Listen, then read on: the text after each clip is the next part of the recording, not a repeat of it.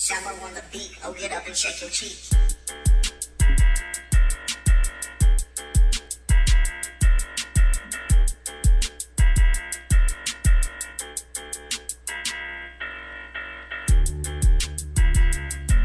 Hello and welcome to The Middle is Open. Abel Carrillo here, along with Anthony Espelin. What's up, everybody? Peter Carrillo. Yes, sir. And today we have two guests in the studio. We have the Hall of Famer, Coach Tony Grijalva. How are you doing over there, Coach? Guys, doing well. Thanks for the invite. No. Thank you for coming in. And we have one of the coolest guys we know, one of the strongest guys we know. He might be a superhero. Not that Twilight kind of superhero. Like an Eternal.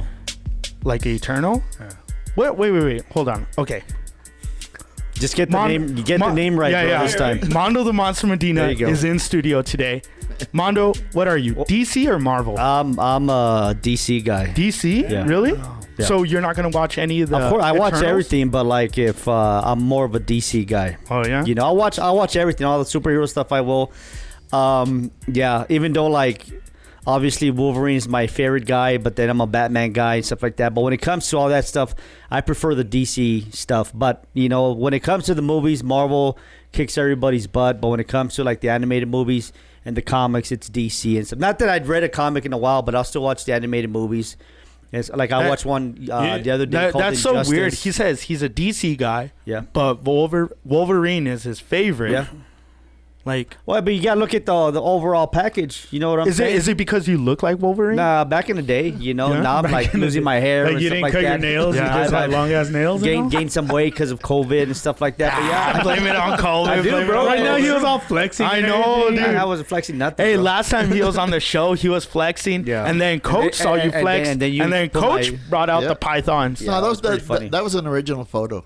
Yeah, no, I mean, who's got the better Hey. biceps, Anthony? Coach, or Definitely Coach. man. Coach, Yeah. he's got all that experience. By the way, good job though, because like I can tell he's still nervous. Look at, I can tell he's nervous. You know, we've actually been talking for like an hour. And look at him, Nervous. Peter. Yes or no? He gets Is nervous when you're around. I know he gets nervous, and I've been like, Look we at talked for- I'm jittery because of the coffee, man. Yeah, we talked about like 30 we've been talking for like 30 minutes before I actually started. I don't know what it is, but whenever I start a show, especially when Mondo's in studio, I'm like, I got that quivery It's because he voice. critiques. He scares me, man. It's because he's honest. It's because he looks Yeah, like yeah. He's honest. he looks like Wolverine. Well, it's because like you guys have done stuff for me for so many years. So like you guys like this time when I walked in, like Anthony did a tremendous job. We got brand new cameras and stuff like that. It looks amazing. Like the video quality, everybody looks the same. You know, you guys have been improving so long, but because you know that afterwards you're gonna ask me what do you think, and I'm gonna be honest with you. It's like, you know, it's like kind of like how Coach when he says all his former coaches now they're head coaches themselves. You know, it's kind of like that with you guys. You guys, we started together. Now you guys are doing your own stuff, and you know, it's a beautiful thing. Hey, I was gonna ask you because we were gonna talk a lot of sports today. Yeah, but then we can kind talk of about dove whatever you into movies. Yeah. Right away, Eternals. My wife was like grilling me, like, "Well, where the hell were the Eternals during Avengers?" I mean, know. Just chilling, man. The thing is, They were and- on the bench. They were the reserves. They're the reserves. Yeah. and it's pretty funny because They were on the JV squad. they were on the do not play the what do you call that, coach? The unable to perform or something like IR? that. Yeah, something like that. Well, apparently, like, Ineligible players. on the trailer, they actually They failed. on the trailer Report cards came out. they actually asked that in the trailer. Like one Yeah. of the guys asked, "Hey, where were you when Thanos?" So we're not allowed to interfere because they don't let us. Whatever, bro. But then they came back. yeah, Hey, how cool is It's because that? it's Wait. Angelina Jolie. She don't commit to nothing. yeah. Hey. Hey, how cool is that? What is it? What's that movie? That Marvel movie? I don't even know what the title is. Which Chang Sing or Shang Tzu, Shang Quan? Mortal It's pretty Kombat. good. It's Dude, good. that's one of the best Marvel movies I've ever it's a seen. good movie. It's cool, man. It's just like it I don't know the title, but it's cool. Shang Tzu, and the 10 Rings or whatever. Yeah. It reminded me of Black Panther, so it's a good movie. So you you've know? been going to the movies a lot. Yeah. I'll be honest with you. I was still going to the movies during the pandemic because what people don't realize is that like it was basically your own private theater, because when I would go, it'd just be like maybe 3 other people in the entire theater, you know? So like, and the best thing is like some of the movies we grew up on, like Goonies and like, You know, Ghostbusters, the old school ones. They were showing them. What you grew up Yeah, on. I Don't don't- say we grew up. Well, we did, bro. What you know? We grew up on what Home you grew up Alone. on? We saw They showed Home Goonies. Alone. We saw Goonies on VHS, where you went to the theater to see it. Actually, it's true. Yeah. Yeah. Remember, But there's nonetheless- like that big age gap. Coach- between us. Coach, you've been going to. Let's not talk about my experience. Coach is like, I saw Casablanca in theater. I actually, black and white too. I actually saw Casablanca at the The film festival. Plaza? the Plaza that first year they had it. Oh, you yeah. know, so it was cool. But they So- don't sell popcorn. So though. we're kind of getting back into a routine of Yeah. going to movies and all. Coach, you were telling us before the show that you went to the movies, right? Yeah. I did. Do you remember that? No, He doesn't even it's- remember he went to I the have movies. a very slight memory of that. We yes. asked him what movie Were he you saw. dreaming? He said he didn't remember. He doesn't know what theater he went to or the movie he saw. Hey, but he was there, man. That's all that matters. He paid a $5 popcorn, or not even $15 popcorn. Coach wakes up the next day and he looks at his bank account. He's like, when did I go to the movie? When I spent $50 at AMC. Exactly. No, man. But hey, I went to go see that Halloween movie. It was all right. That's all right. I saw that last night, actually. It's all right. I saw The Last Duel. Last Duel. How was it? I mean, I don't know. I mean, Ben Affleck is a blonde, bro. I don't know. You know what? Ben Affleck? Wait, Ben Affleck is it? Yeah. Yeah, well, so is I Matt thought it was Damon, bro. Matt Damon. Well, they No, both of are, them. bro. I thought it was Matt Damon Ben and Adam Affleck Driver. looks like a NSYNC member. Look it up. He has a little soul, like a goatee. He has blonde hair. He looks like a '90s douchebag. Look it up, dude. Yeah. Well, I mean, okay, Batman, Yes. he's cool. But who's your favorite Batman? He is. Ben Really? Affleck? Yeah. Because when like I said, I mean, you gotta remember you have Coach here. You don't want to just talk comic books stuff Whoa, like that. 'cause he's up here. we'll get to Coach. But- Coach but- is but- like, Coach but is like- looking at us Coach- like, Coach is this like- is the dumbest show I've ever been on. Coach is like, this is some BS, bro. Like, we're supposed to be talking You're football. talking about DC, and I'm trying to watch Washington play. You know what? Wait, hold on. Coach is gonna fall asleep. Yeah, Wait, no, you that's what better I was do thinking. something, bro. Coach is gonna fall asleep. Actually, Coach's headphones aren't even connected to our Not even. conversation. Look at- He's connected to a red zone right now. Coach was telling me about but who what I to tell play, you- and look at who's I like the throwback uniforms Yeah. that Green Bay is using. Rogers to Adams. dude. I don't he, like He him. just called it. I don't like the helmet, but I like I was the doing jersey. my FanDuel, and Coach gave me his advice. And if you want to hit him up, apparently he's on Twitter. He'll give you Yeah, advice. Coach has Twitter. And anyway, to answer your question quickly, Yeah. in the comics, Batman is moody. He's mad and angry all the time. And for that first movie, that Batman versus Superman, Affleck played it perfectly the way he's supposed to be. But then after that, they kind of changed it. But What about Christian Bale? Christian Bale was good? But I'm talking about like physically The and stuff actual like Batman. that. Like that Batman versus Superman. That's how Batman really is in the comics. He's like broody. He's not happy any of the So time. stuff not like a that. fan of George Clooney, huh? No, I mean He was probably the give me two. worst, right? Yeah, well, but at the same time, you got to be grateful that he sucked, because if it wasn't for that, they'd still be making those campy Batman movies, because even he admits that he messed up all that. And then Batman can't have gray hair, man, like George Clooney. He had gray hair, Yeah, George Clooney and got man, gray but he hair. still gets the ladies, bro. It's Batman, it's Bruce Wayne. Yeah, I guess. Anyways, I'm glad we have Mondo and Coach in studio. First of all, thank you for having us. By the way, No. Yeah, thank you for coming, man. Yeah. We've been wanting to do this show because of EP Sports Network. Last time we had Mondo on the show, you had just barely started. Announced it basically like a couple of weeks in. And the growth of EP Sports Network is tremendous. Like, I'm on your website constantly, just tracking what you have with. I'm not even a Utep alum, all right? But I'm tracking like Utep athletics, high school football, Chihuahuas, Locomotive. I mean, you got everything there, man. What we're trying, thank you, appreciate that. We're trying to get everything there with EP Sports Network. For like I said, I still call it. It's like when we talked about this the last time. It's still a baby website because realistically, it's only like maybe 5 months since we've been rolling. Maybe 6. It's more like 5. But the fact that it's like it might be a baby website, but the people that are part of it have a lot of years of experience of being in the media, including you guys, of course, Coach, and of course Ace and Christian and Chris Gomez and everybody involved. Everybody that's involved has years of actually being in the media and stuff like that. So that's why we've been able to like I said, like no disrespect to other people that I know other people have tried to do websites and cover sports, but like when it came to like me and Ace putting this together, like the other like Utep and Locomotives and Chihuahuas, they recognize right away because of the stuff we've done before from previous employers that they're like, oh, these guys are going to do a good job. And the fact that we've gotten that access, it's just been, it's been humbling at the same time because at the same time knowing that they actually like see you at that level, Yeah.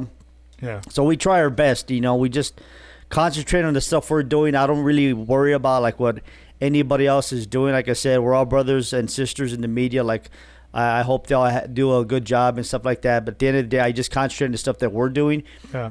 I'll be honest with you. I don't look at anybody's other stuff because one, I don't have the time right now because I'm so busy like concentrating on the stuff we do.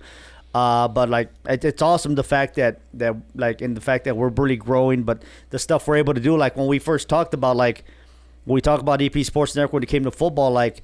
I didn't think we're going to be doing live broadcasts, like live audio broadcasts on the internet, which you can like every Thursday and Friday. But now we're doing it, like it was not in my plans to do the audio broadcasting, but now we're doing it and Coach is a part of it. Of course, Christian and, you guys are a part of the football coverage as well, things of that nature. So like, I mean, I've been happy where we're at right now. The fact that we're still like growing, without a doubt. And like, the fact that, we get that access to Utep because I'm the sideline reporter, a historic year, with Utep already a bowl eligible. Humble brag over there. Yeah, it is. I mean, but the fact is, like, I mean, the fact that we have access to all this stuff is just better for the website and the coverage that we get, like. Yeah. When you think about it, we'll be the ones, like, in Florida, like, now that they're having success, the TV stations, and they're starting to send the reporters. They're going to, like, I know some of the reporters are going to be out there, but, when it came out to some of these other places, they didn't send the reporters. Yeah. It's not to have but, it's good. No, it's cool.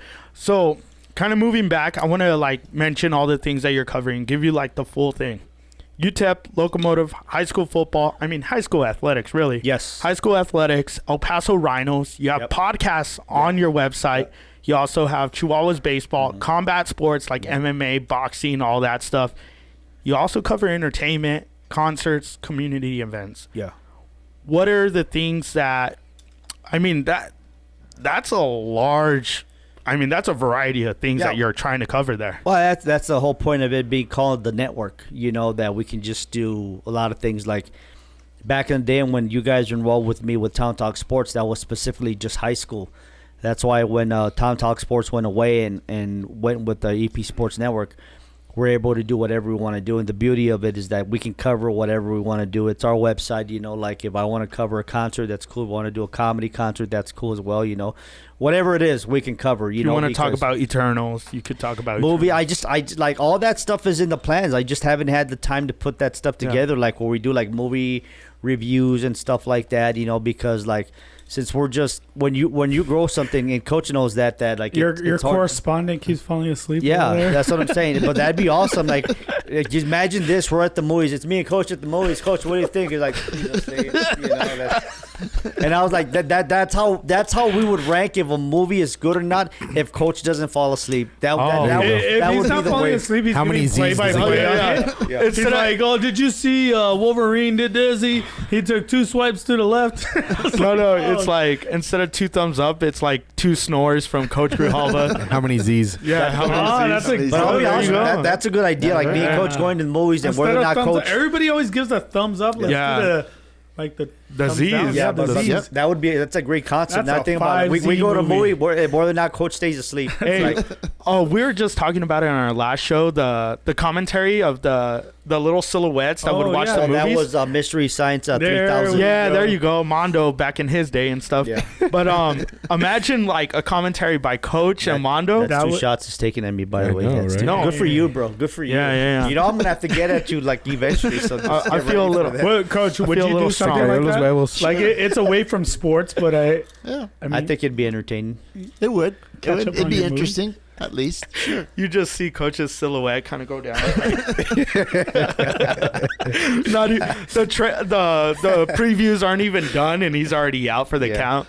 Yeah, well, they have to be sports movies, so at least I can. what's your favorite sports You being a sports a good guy, Coach, question. what's your Oh, favorite sports gosh. movie? I haven't seen what was the last sports movie? I guess the one about Permian. Friday Night Lights. Friday Night Lights. Yeah, that's a good movie. one. You didn't like Rudy? Yeah, Rudy was okay, but wasn't Varsity Rudy Blues? before? Wasn't I'm sorry. Yeah, Rudy was before Yeah, Friday Night Lights. Friday Night Lights. I mean, Friday Night Lights. I think to me was a lot more realistic because you know, we used to play there quite a bit at Ratliff. Yeah. You know, and Did actually that bring sort of back being- memories? Hey, that was one of the Sure. best stadiums we went to. Yeah. Oh hell yeah, that was That was sweet. cool. They it was a catered great to us. experience. Thanks a lot, Mondo, for welcome. sending us out. That was like sweet. Yeah, and that's the one thing is I don't get to go to those stadiums because Yeah. I'm like with Utep and stuff like that. So like even this year when they go to playoffs, Humble brag again. He's bro, like, it's not that brag. I'm just telling you the way it is, bro. I don't get to go to like these Well, I high don't school get to stadiums, go. but I go to see Tennessee. It is and what it this and is, that. you know. Like I mean, I'm either gonna be like for that be the playoffs because that's Thanksgiving weekend, right? Right. I'm either gonna be in Alabama or I'm gonna be in Vegas that weekend with UTEP. It's not like, you know, bragging, but it is what Yeah, it is, yeah. bro. You It's a know, tough like Wait, hold on.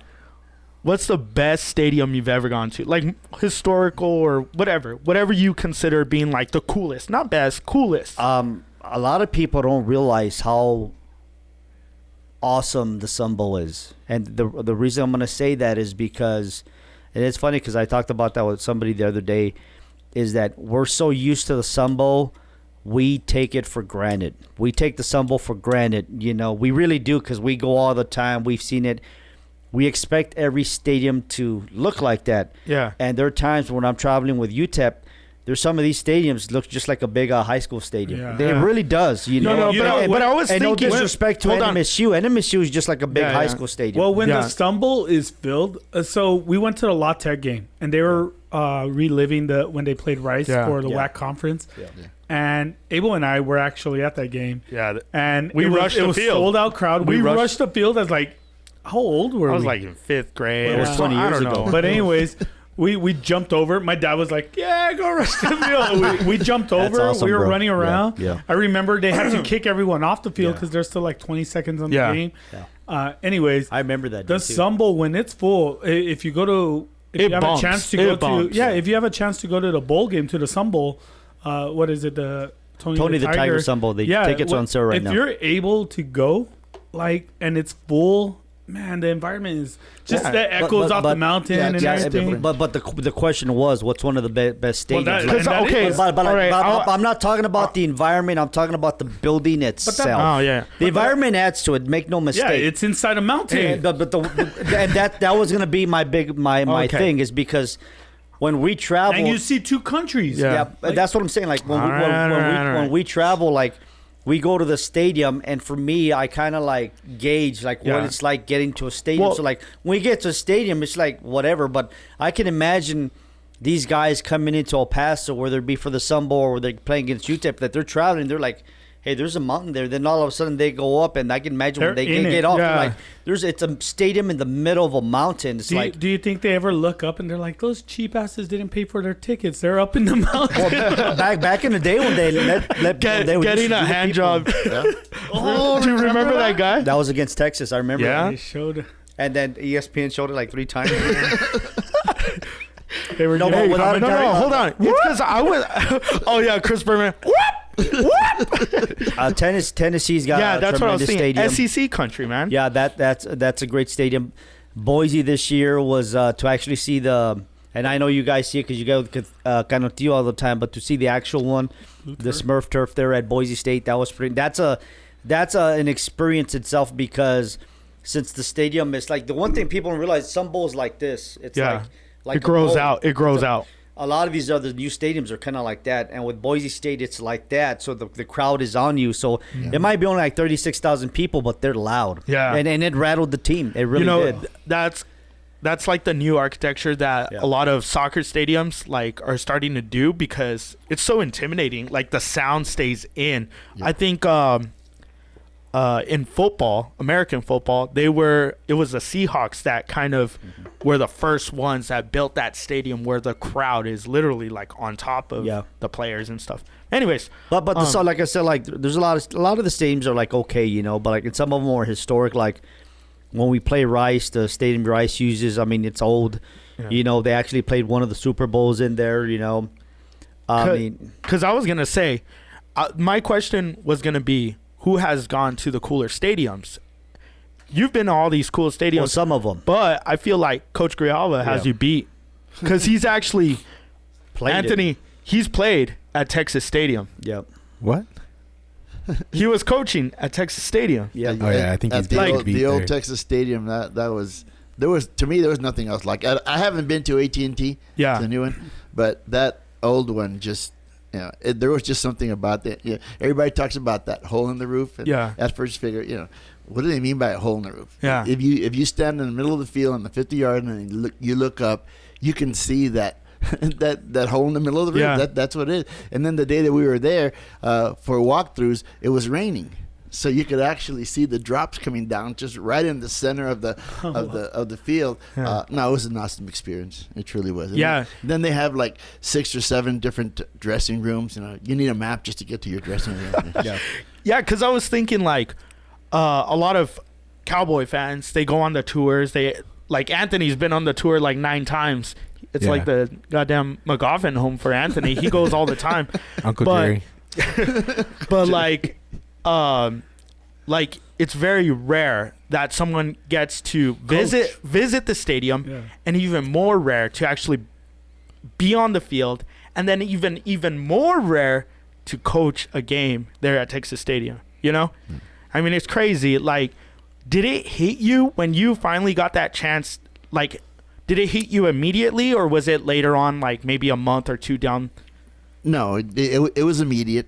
As soon as the bus drove down into the tunnel, to get to the locker rooms, and then you come out on the other side of the ramp, and at each step you take going down the ramp, when you're going to actually enter the stadium, and you get closer and closer to that turf, it's a different feeling. Well, for individuals like me who's sports oriented and love football, and that was an experience. Like and, your and Mecca, the, right? The kids, and the kids loved it. I mean, they were little kids. We were supposed to be there for a walkthrough, but they were out there, running around and tumbling and making somersaults, and the Redskins fans were stomping on the star, and just all Did you do a Les Miles? Did you like take a piece of the turf and eat it?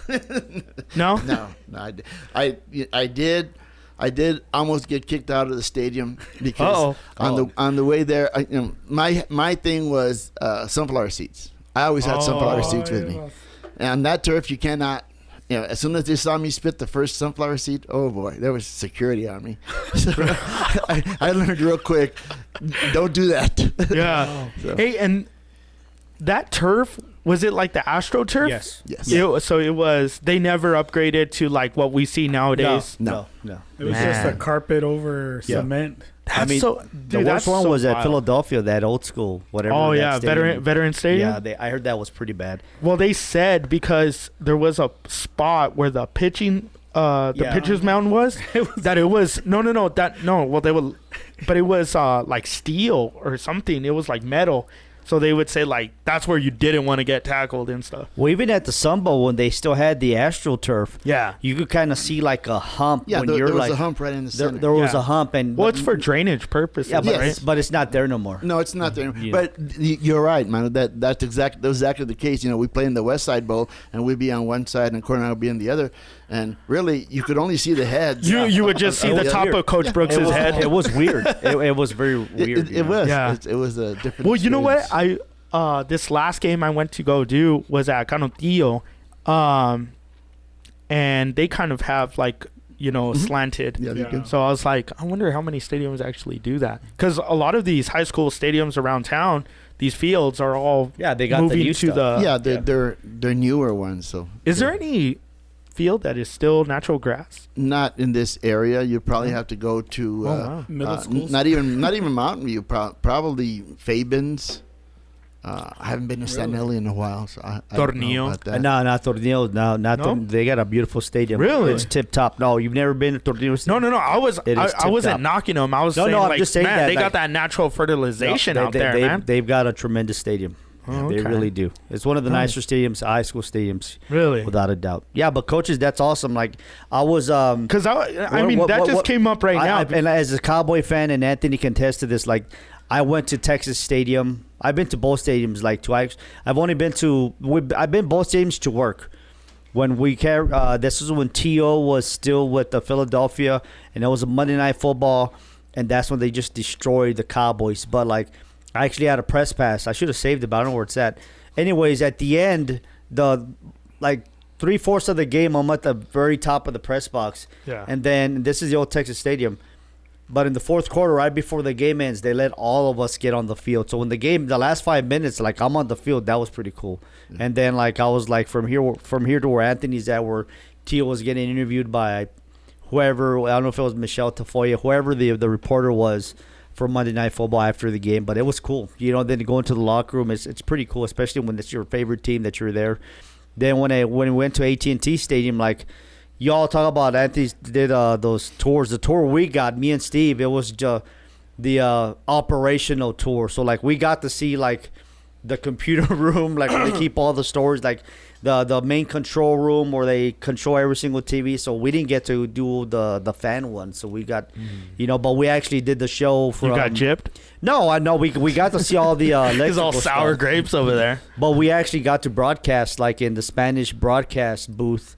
Were the one that Babe Laufenberg and the other guys are literally right next to it, so that was cool. We actually did the show from the Cowboys. That's when AT&T Stadium was brand new, that first year. But it's cool. You know what I was thinking when we were talking about movies? Coach said he liked Friday Night Lights. Varsity Blues, you ever see it? Yeah. Which one is more you feel is Realistic? like high school football? Friday Night Lights. Friday Night Lights, though? Yeah. Okay. I think a good show for you to watch is Friday Night Lights, the show. Have you ever seen it? The series, you mean? The series, It's yeah. on Netflix. I've seen a couple of episodes. You didn't like it? Well, I just really didn't. I guess it didn't draw my attention because I wouldn't. I'm not a real Netflix fan. Oh, okay. My wife has Is it the Chappelle show that turned you off? every streaming. So the TV that I watch, all it has is the ESPN. Oh, okay. And, my wife has Netflix and Hulu and Voodoo and I don't know. No, there is one called something like that. Yeah. it's That's where you watch PlayStation. movies. All Coach Yeah. needs is he needs his ESPN, his Fox Sports, wherever they're showing Yep. sports. Yeah. That's all he That's needs. it. That's ABC, NBC. I'm easy to please. Yeah, No problem. That's But hilarious. going back, just one more thing, going back to the old Texas Stadium, one of the things that I was impressed with, or that's still in my mind, is the perspective that you get standing on the field. I don't know if it's because the sunlight going through the hole in the roof, or it just seems like everything is compact. That's just what it feels like. It feels like the other side of the stadium is like Just right there. Yeah. It's just. It was weird. What were It the was. pregame jitters like? Like, did you have any? I mean, you were taking on Euless Trinity. Yeah. We kind of talked about that It the wasn't last time you jitters. were on It's the called worrying. You were worried about your team? Oh yeah. But what about you? What about you as a coach? Was it like? How was it? Well, it had been my dream ever since I started coaching. One of the things that I wanted to do was just go to Texas Stadium. Maybe not to play at Texas Stadium, but just to be there. I got a chance to go there to scout. For the play when the high school playoffs were there. I mean, to me that was heaven. Coach Scott Brooks and I, we were sent there, and we got a special little box up there for scouting, and we watched football all day long because it was 3A and then the 4A game, then the 5A game, and then just one after the other. But anyway, to be able to actually get a chance to play at Texas Stadium, which had been my dream for a long time, it was at first. It took me a while to understand that part of it, to actually be. Yeah. It wasn't until like maybe late in the third quarter that I sort of figured, hey, we're here. Yeah. We're actually here. Yeah, Everything else was just numb. Yeah, that's cool. Were you like, we made it, boys? Yeah. Were you- That was it. That was pretty much it. and how was it different when you address like to your coaching staff? Mm-hmm. to your players? Like when you're addressing something to your coaching staff, how was it like just telling them like, hey, we're playing Texas Stadium, guys? Yeah, no, like and then like compared to like the players. No, they were excited. The coaching staff was excited when I first told them. We were, I guess you could say, in negotiations with the athletic director. The athletic director, we had to figure out where we're going to play after we had beat Mansfield Summit. Do we want to play?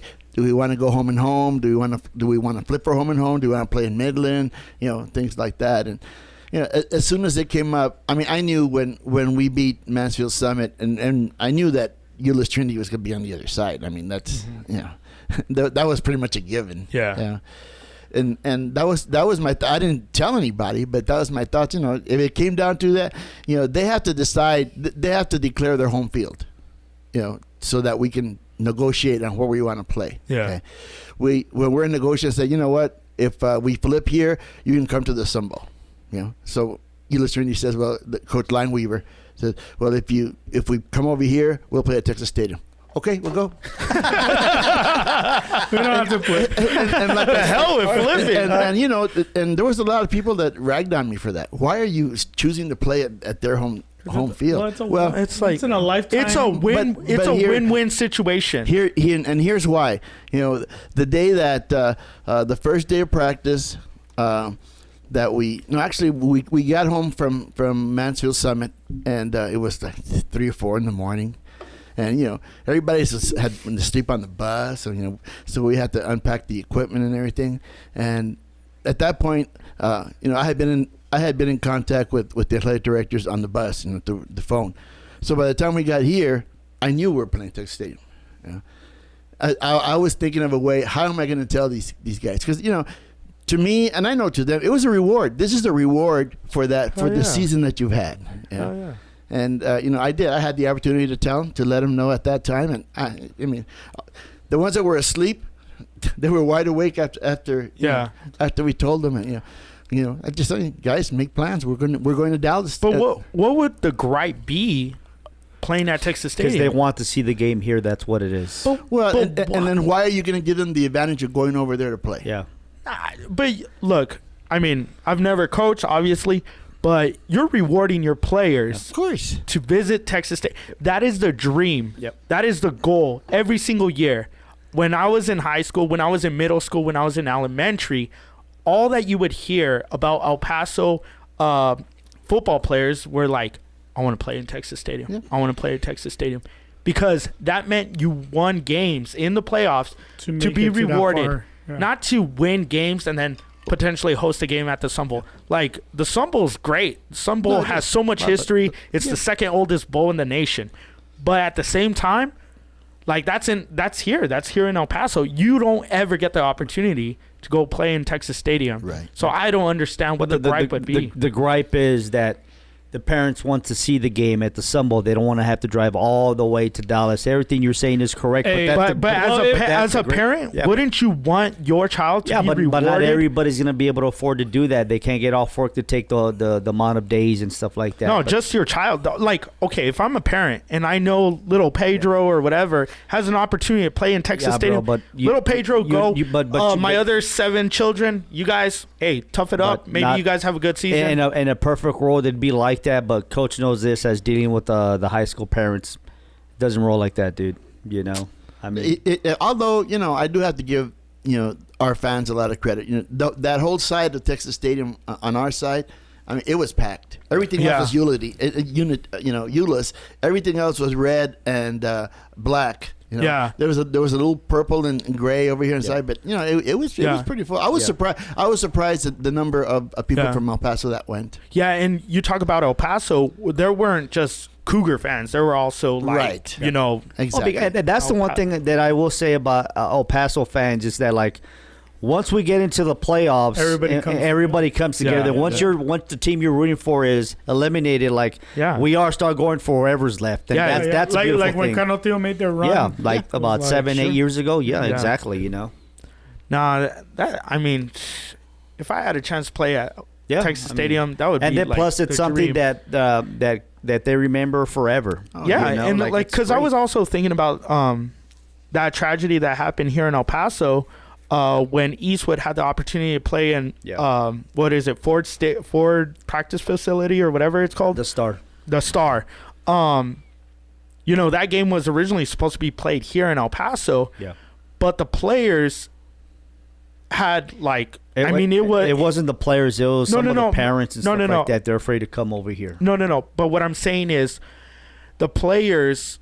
I mean, if you ask all those Eastwood players, they're almost like, wow, like we're getting this opportunity to play in this practice facility where the pros play. Where the pros practice, you know, where the pros are. We're on the same field as them. I mean, that's something that they're going to remember till the day they die, you know? It's a once-in-a-lifetime opportunity. Yeah.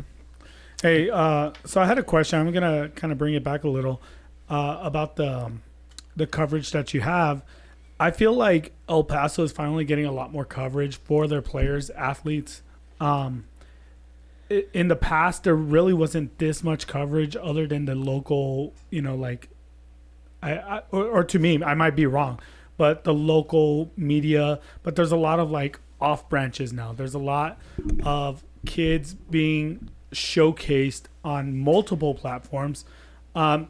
And Coach, how do you feel about that? Like, do you think it blows up their head a little bit, or we're finally getting the players are finally getting the recognition? Oh, I definitely feel it is the recognition. You know, I mean, of course, you know, a lot of things are different.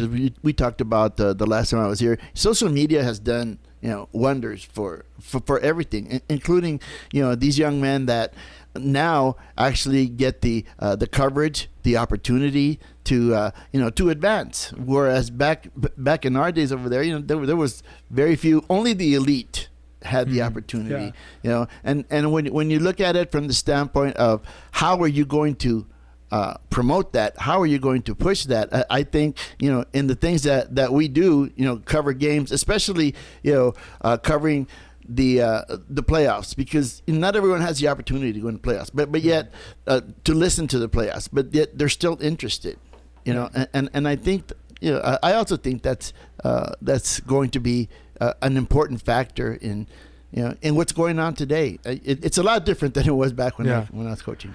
Mondo, I was going to ask you, because back in the day, one of the things that we used to count on was El Paso Times. Borderland Blitz was like one of the most popular shows. They were to watch. the first ones. They were the first ones. I think it's like been running for like 40 something years or whatever. But Borderland Blitz, El Paso Times, that's where you would get your information on high school football here in the Borderland. Now there's so many outlets, like Peter is saying. How are you, Mondo, this question's for you, like how are you bringing you know, this light to Texas high school football here in the Sun City? Well, the thing that we do, and how are you different from? Well, we're different, and I can tell everybody, and I told you this when we first started, is that that competition brings the best out of everybody. And like I said, like there's things that I told you we were going to do that I told you off the air what we're going to do. And once we start doing it, you're going to see people are going to start copying what you do because it's a great idea. Like I said, for me, like you talk about Peter, all the stuff you ask Coach, social media, stuff like that.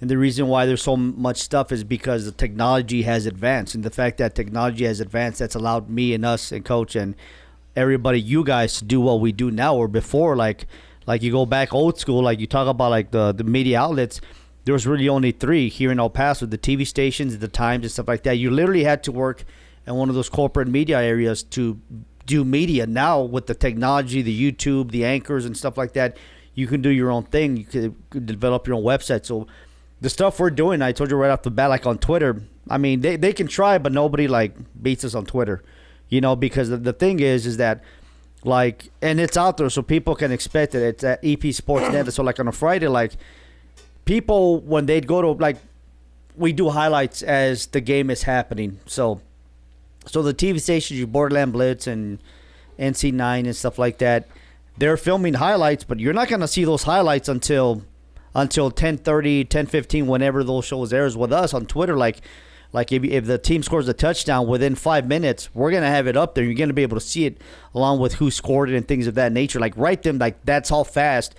Not just for one game, for all the games we have reporters at. So for one particular night, we can have like maybe 10 guys at 10 different games. So you're going to see video highlights of all those happening almost in real time. That's one of the things that we are doing, and then I know some outlets are starting to do it as well because they saw that, like, oh my God, this is so much better. Like, that's why I really don't tell people what we do, but now when it's out there, people, because I know some of the services are starting to copy that, but the way I gauge it is that we're getting respect from like other major media outlets, not only here in town, because some of the other media outlets here in town, they will retweet our stuff, and then also when you have what we consider the Mecca here in Texas, when you have Dave Campbell, is that they're retweeting your stuff. Yeah. They include us with Mr. Texas, and when there's an El Paso kid, they tag us and stuff like that. And matter of fact, Coach, you can tell them when one of their representatives was here, he told us how we're doing a good job because they're noticing the stuff that we're doing. It's like the stuff we're doing at Town Talk. Like I was ready to take it up another level, but I had to wait to see how the season was going to progress. So we are incorporating video, and then we also do post game interviews with the coaches or the players. But with us, it's immediate. As soon as it's done, we'll have that up, not on the website, but on Twitter, because on the website, that'll take longer. It'll be later on at night, kind of like the TV stations do. But on Twitter, it's right there. It's right then and there. Plus, we're the only ones broadcasting games right now, actually live broadcast. And not video, but audio. How are the school districts responding to all the hard work that your reporters, as well as, you guys are doing? How are the school districts? How are the coaches? How are the players responding to it? I can answer this, but I'll let Coach answer this question, then I'll answer it as well. Well, it's come down to the point now where, like I said, it's more, the attention is higher for it, and so, trying to get, one of the things really that's sort of in the way was what happened with COVID, and I think that's what opened up new doors, because in the past, there was and there's still a rule, they just waived it. UIL has a rule, you cannot video stream Friday night games, high school Friday night games. That was just the rule. Well, they opened that up because of COVID, because they weren't letting spectators into the stadiums. So that sort of changes the game a little bit. And then now you start looking at how I'm talking about the coaches. The coaches, the athletic directors. How are we going to get these kids' names out there now? Being honest, the Times, the Post isn't what it used to be back in our day, and so there's got to be another outlet to be able to bring that out. And I've had individuals that stop me out on the street that listen to our broadcast and commend us, and at least getting the kids' names out there. And really that's what it's all about. And then of course the deeper they get into the playoffs, obviously the more attention they're going to receive, and then of course it's only right to have the names out there, not just of the coaches but of the different players. And I think that's what that's what motivates to keep going. Yeah, Coach, this is a newer thing as far as kind of what you touched on. Being a coach, and you really didn't have to do this in your career, right? But if you're a coach right now, do you think coaches are responsible for putting that out there? It's a new aspect of the game, right? Putting your players' names out there, and then how do you address your players on being proper online, because everything is out there? So not just in the classroom anymore, not just on the field, right, but online. You have to address that with your students, right? But you do feel like it's a coach's responsibility to go with the digital media? It's some coaches will work harder than others. I guess I can put it that way. To actually individually go hands on with what needs to be done. In this world today, sometimes it falls on the parents. Back in our day, a lot of it fell on the parents, but even the parents weren't familiar with the process. I think they're more familiar now, but I think that they're getting the correct information from these outlets, from all of these outlets, that sort of gives them the opportunity. And now, you look on Twitter, you can see, videos that are posted by all these different players, and all that's going to do is promote that individual. And then for us as a media, if we continue to put those names out there, it's the sky's the limit, really, as far as how far they can go. So that's from the coaching perspective, from the media perspective, like the players, the ADs, and the other coaches, that they're appreciative of the fact that everything Coach just said, that's what they're appreciative of. Because, as a matter of fact, Coach, I remember like when Austin, the first game we did with Austin, Coach Eric Pichardo was like, "Mondo, where you at? Where you been at? You haven't seen you like in 2 years because of COVID and stuff like that." So the coaches are very appreciative of what we're trying to do, because, like I said, like even though with Talent Talk we did some other stuff, now we're taking it to a different level. You know, with the stuff that we're doing. You know, I'll be honest with you. If we could do video, we'd be doing video broadcast, which is that's something that works. But like you saw how hard it is. Oh, we got to Anthony. do it, We got Anthony. Well, no, that's not what I'm talking about. I'm talking about like if they would allow us to do video, we do video. Oh, it's just when you get to video. Oh, we got Anthony though. Well, we got Anthony, but we got $10,000 per game to do that, to broadcast the game. Anthony, do we got Anthony for that one? Anthony, do you gotta? You need to start drilling more holes. Yeah, bro. Yeah. Come on, man. Some more overtime. But they've been real appreciative with all the stuff that we're doing, and like I said, like we're trying, like, because like, and you guys know of this because you guys are a part of it. Like we're small right now. You know, we're trying to cover the most Are we can. Mondo? Are we really small?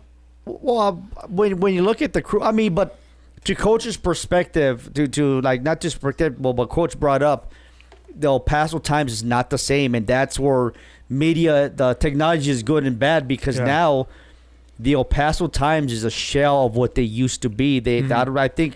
I think they just have Felix and Brett as the reporters, and that's it, you know. So, and I think they have what's her name, Brianna, right? Well, Brianna's a photographer. Yeah, she's awesome. Well, she is, but I don't know if she's writing stories. Yeah. So I don't know if she's writing stories, but it's not where it was before, where they would have enough people to send to every single game, you know. But at the same time, like when it comes to this stuff, like I try to work with the districts, like, hey, like give me results from like your volleyball games, your cross country. Matter of fact, I had a meeting 2 days ago with one of the districts. That was one of my concerns. Like, we want to put the information out there, but like we don't physically have the bodies to be at every single one of your events, because I just don't. You know, it is what I like. One of my biggest saying is, it is what it is. It is what it is. I don't have enough people to send it every, because the other day somebody's asking me, how come you don't have cross country and stuff like that? I'm like, the answer is like, I don't have somebody covered, but if you want to cover it, go ahead. All right, I was gonna ask you this. I'll I was gonna ask you this question. I know you don't like to jump into politics and stuff, but I was listening to this politics podcast, and they were talking about how newspapers are in small cities, small towns, they're starting to dissolve and become basically irrelevant. In terms of sports, do you think that hurts El Paso? But you just said right now, El Paso Times is kind of a shell of what it was, right? Do you think it loses El Paso athletics, kind of loses its credibility because there is no longer that newspaper? No, because they're just the media outlet. They're just one of many now. But it's the El Paso Times. It is what it is. It is the city's newspaper. Let me break it down for you. It is the USA Today's El Paso Times. Yeah. So it's USA Today. No. USA Today owns El Paso Times. That's what they talked about in this podcast, this politics podcast, is that how these big corporations, these businesses, they buy the small guys, right? And they basically carve them out. They're going out. You've seen it, like they're going out of town, out of business because of this. No. That's where you get your information. Yeah. So they basically, like, you've seen it in different media outlets, in broadcast news, you've seen it in radio, and you've seen it in print, right? Yes. How these big things, they buy them out, then they just start letting people go, whatever, and it loses its intimacy of the city. So do you think that it kind of loses its credibility, though? No. The football here in El Paso, because no, just like not having and what people would consider an actual source. No, because we are an actual source, and not to be mean, like I said, nothing but love to everybody at the El Paso Times, but we do more than them. So you tell me who's going to be better, the one that is doing less or the one that's doing more. Now, the reporters they have, they got the best reporter of all time in Felix, because he is. Yeah. He's the best high school reporter of all time. But the thing is, he can only be at so many games. Yeah. That's what I'm saying. That's what I'm asking, because like these are, and I'm talking about a certain group. They tend to look at their newspaper, as like the journalist. I don't have time. I'm not, no disrespect. I don't have time to worry about any of that stuff because at the end of the day, if you go to our website, you're gonna see all the coverage that we have. Yeah. Like video, story. You know, it's some of the articles will have what I call a perfect blog is where I have story, video highlights of the game, and post-game interviews of the coach or the player. You know, that for me, that's a perfect blog. We can't always get it, but we try to get as much as we can. Yeah. You know, I don't see El Paso Times doing that. I don't see the other, and like I said, nothing but love. But you're the one that brought it up. You know, I don't see all the other outlets doing it either. You know, I don't see the TV stations doing it. You know, they'll have their stuff, broadcast stuff like that. You know, but they might have some of it, but they're not going to have all of it. Yeah. You know. But to answer your question, is it going to diminish how people view high school football in El Paso? Coach is going to tell you, absolutely not, because now there's so many media outlets available. You know, that's why we are able to exist as EP Sports Network.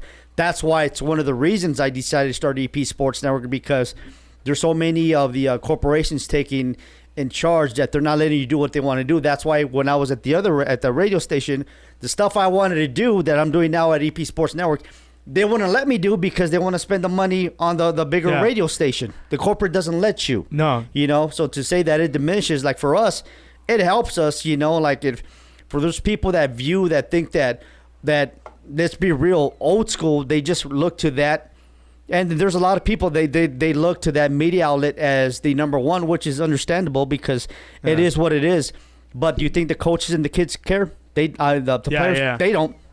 No, They don't. The reason I ask that question is because, like, I've noticed with the guys that you have reporting, your reporters, they're passionate. There's something about your reporters. I'm coming around, Mondo. Don't worry. I'm coming around. I mean, you got me revved up. I mean, but I like it, you know. No. I'm coming around. There's something about the reporters that you have. They're very passionate about the work that they're putting out on your website, El Paso Sports Network. They believe in what they're putting out there. And the reason I say that is because I am one of your photographers, your reporters. And just this past week, I was like, hey, man, check out this photo. Hey, man, check out this video. And I'm not the only one that does that. And there's many guys on your platform that feel the same way. What is it about your product that you're putting out there that has your reporters so passionate about it? Is it because it's local? Is it hometown? It's homegrown? Yeah. Well, it's that, you know, it's one thing that's well, first of all, because you're a fan of football or sports in general. Two, you've been like at the corporate level when we talk about sports here, you know, you've worked in it a little bit for the radio station.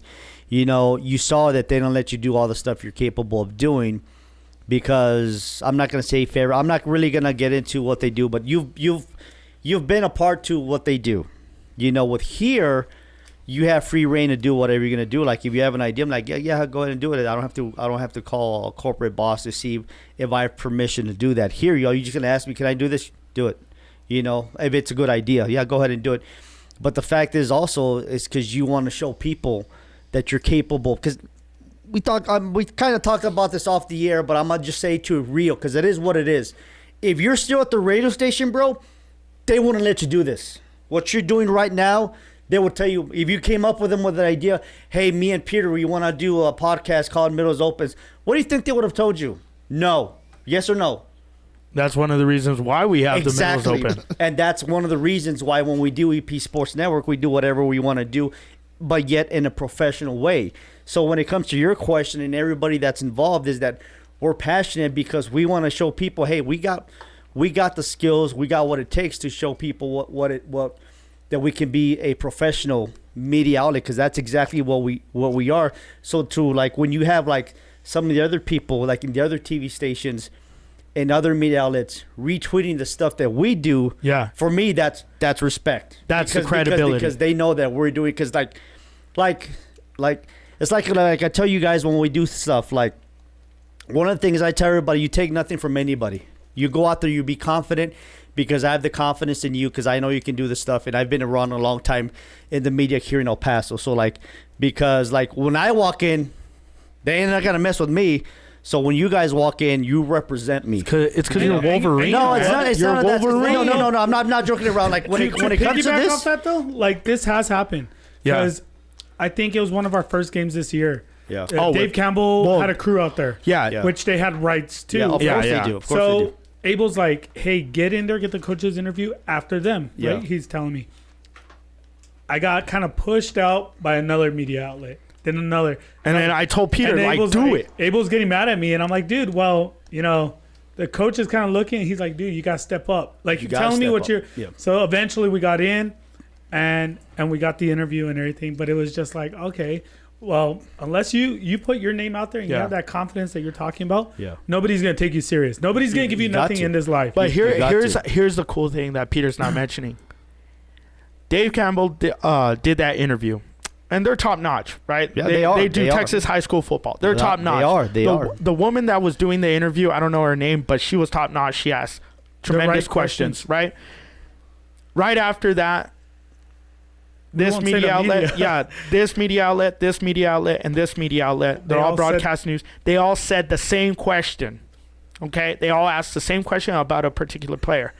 Peter, on the other hand, totally threw Coach Brooks, not threw him off guard, but was like, oh, this is a real football question, because he mentioned names that it wasn't on your program highlighted. You know what I'm saying? Yeah. It was wasn't actually the player that was spotlighted. Yeah, that game. but like I said, it was what happened in the game rather than the player that was spotlighted. see, and that's where the difference is when it comes to you guys, is that, and coach as well, is that you guys have more knowledge of some of these teams that are playing, whereas the other people that are covering, bro, this is just one game for them. They got to do like 10 other games they got to deal with, so they're not going to have all the particular knowledge on one person. that intimacy. And I'll give you honestly, like if we talk UTEP, like I'm gonna tell you like everything that's going on with UTEP football, but who we're playing, like, bro, I don't know that much of the Yeah. person, so that's like the one thing. But when it comes to doing this stuff, is that you get the respect, and the reason why you guys and everybody involved in EP Sports does a good job is because we take it serious, and we want to show people that, hey, we can do this, and like they're noticing. And like I said, that's one of the reasons why when we first started, when you asked me about how we started doing this stuff, and I told you that the reputation that me and Ace had, because that's how really we're able to get a lot of the Ace on the video and photography side, me on the regular media side and the stuff that I did, the respect that we have from the other, like the from UTEP and the sports, professional sports organizations, the high schools. They know that we're serious when we do this stuff. It's not going to be a joke. You know, we're like where you start and you're not there every single week. We're every week doing something, you know. And I don't know if you notice, like, and it's something that I kind of like, but when people say there's not a lot of stuff going on in El Paso, there really is. Like, if you go to EP Sports Network, what's the one thing you don't see right now on EP Sports Network? And we're watching it when we're watching it NFL. right now. There's no really like national coverage that I've got there yet, because I'm so busy with just the stuff happening locally. I got to find time to incorporate like the pro sports, like NFL, and like I know the World Series is about to start, you know, and there's stuff like that. NBA just started. I just don't have the time to put that on the website but honestly, that's one of the things that stands out about EP Sports Network, because right now it's all about El Paso. Yeah. When it comes to the sports part of it, eventually I am going to start adding NFL stuff and MLB stuff, you know, things of that nature. But that's one of the other reasons it stands out. It's like, it's just like it's local, and also NMSU and UTEP and stuff like that. EP Sports Network, man. That's why it's called EP Sports Network. You know, it's crazy to think, like, once you dissect, like, once you go into the media world, you realize, like, there's so much going on. It's like I mentioned, you have UTEP, Locomotive Chihuahuas, El Paso Rhinos. I mean, there's so much things going on here in the borderland. And then also, like, I want to bring up, like, there's also a pro basketball league, the Southwest Desert Cats. We're the only one really, besides El Diario, we're the only ones really covering their games. I mean, they'd be playing, like, somewhere northeast in some gym that they had. Sometimes a couple last games they played at Canotillo Middle School and stuff like that, you know. We're the only, and that former UTEP players on that team. They got to the championship game, but they lost. They played in Dallas. I believe the women's version of that team, they won the championship. So, like, we're really the only ones really covering them. You know, the only time I saw the other media is when they played against the former UTEP alum like game at Eastwood. So there's a lot of stuff happening here in El Paso. But like I said, eventually, like I would like to put some of the pro sports up there too when I get a chance. Nice. Coach, all right, you're on the show, and you're probably the most knowledgeable guy when it comes to high school football. I have a few questions for you, things that I've noticed this year with high school football. Mm-hmm. But right away, we're already at the final stretch of the high school football season. Right. This is, there's a couple of games left. Right. You're starting to see certain teams starting to emerge as the top teams in the city. One of the teams that I've seen is your former club, your former team, the Franklin Cougars. I know it's an opinion of mine, but at the same time, they've beat the best of the best here in the city of El Paso. Do they have a legitimate shot of making some noise come playoff time? Well, right off the bat, I can tell you, in 1-6A, it's going to be difficult. It really is. What we play here in El Paso, and then we can move in the first round. Right now, the assumption is they might get San Angelo Central in the first round, which is a beatable team. Yeah. And I think, especially since they're going to play here, because if they're district champs, they get a home game. So I feel pretty good about that. Yeah. In the second round, you're getting to the Arlington schools. Mm-hmm. Okay. The Arlington schools are part of the Dallas schools, which East Texas it's a whole different category, and so I'm not saying it's impossible, but it's going to be much more difficult, and then they're not going to come here to play. They're not going to agree to let's flip for home and home. Mm-hmm. They're going to play in Midland, in most or Odessa, either one of those, but. You're talking about teams that, Arlington Martin, for example, Arlington Lamar. Those are big schools that have a lot of talent. And by that point, after by district, you basically are coming to play the number 1 and 2 team from that particular district, correct? Correct. Yeah, so, 6A is going to be very tough for the Cougars, but do you think that, every single year you see Franklin, they play a tough non-district schedule. Yes, they do. They always play the top team in New Mexico, if it's Cleveland, Rio Rancho, or whatever. Or they'll play like a team from Odessa or Midland. And like right away, they had 2 defeats in the beginning of the season. People are like, how serious are the Cougars? Right. And then once they started playing against these El Paso schools, you notice like, oh man, these guys are top notch. It's just... Do you think that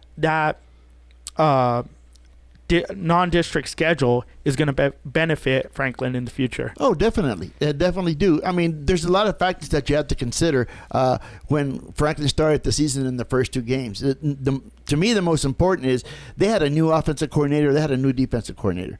So they're changing their scheme. Warner's and they didn't have the regular coach also. Remember that? Yeah. Warner's at Chapin now, right? Warner's at Chapin, yes. and Coach Frank Martinez, is now at El Dorado. Those were the 2 coordinators before. Yep. So, you can say, we're going to run the same thing, but really, the philosophy, each coach brings a different philosophy, mm-hmm. and especially when you're talking about coordinators. Osayin Horner played for us at Franklin. Mm-hmm. He is a Franklin Cougar. He was part of the Black Swarm. Yeah. And so he understands that part of it. You look at the most experienced team in El Paso is Franklin, and by experience I mean the most seniors. You look at all the rosters of all the high schools here in El Paso, and you'll see the most seniors are going to be on the Franklin's team.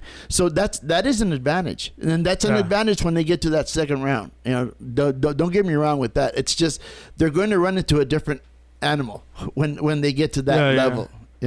Here in El Paso, it's fine. Like I said, they should be able to take care of 2-6A without too much problems. The other thing that I see as a problem, and just my opinion, okay, being old school, and I think I brought this up the last time I was here. To me, it's very hard when you have a team that has players that go both ways. Here, you can do it here. Yeah. Okay.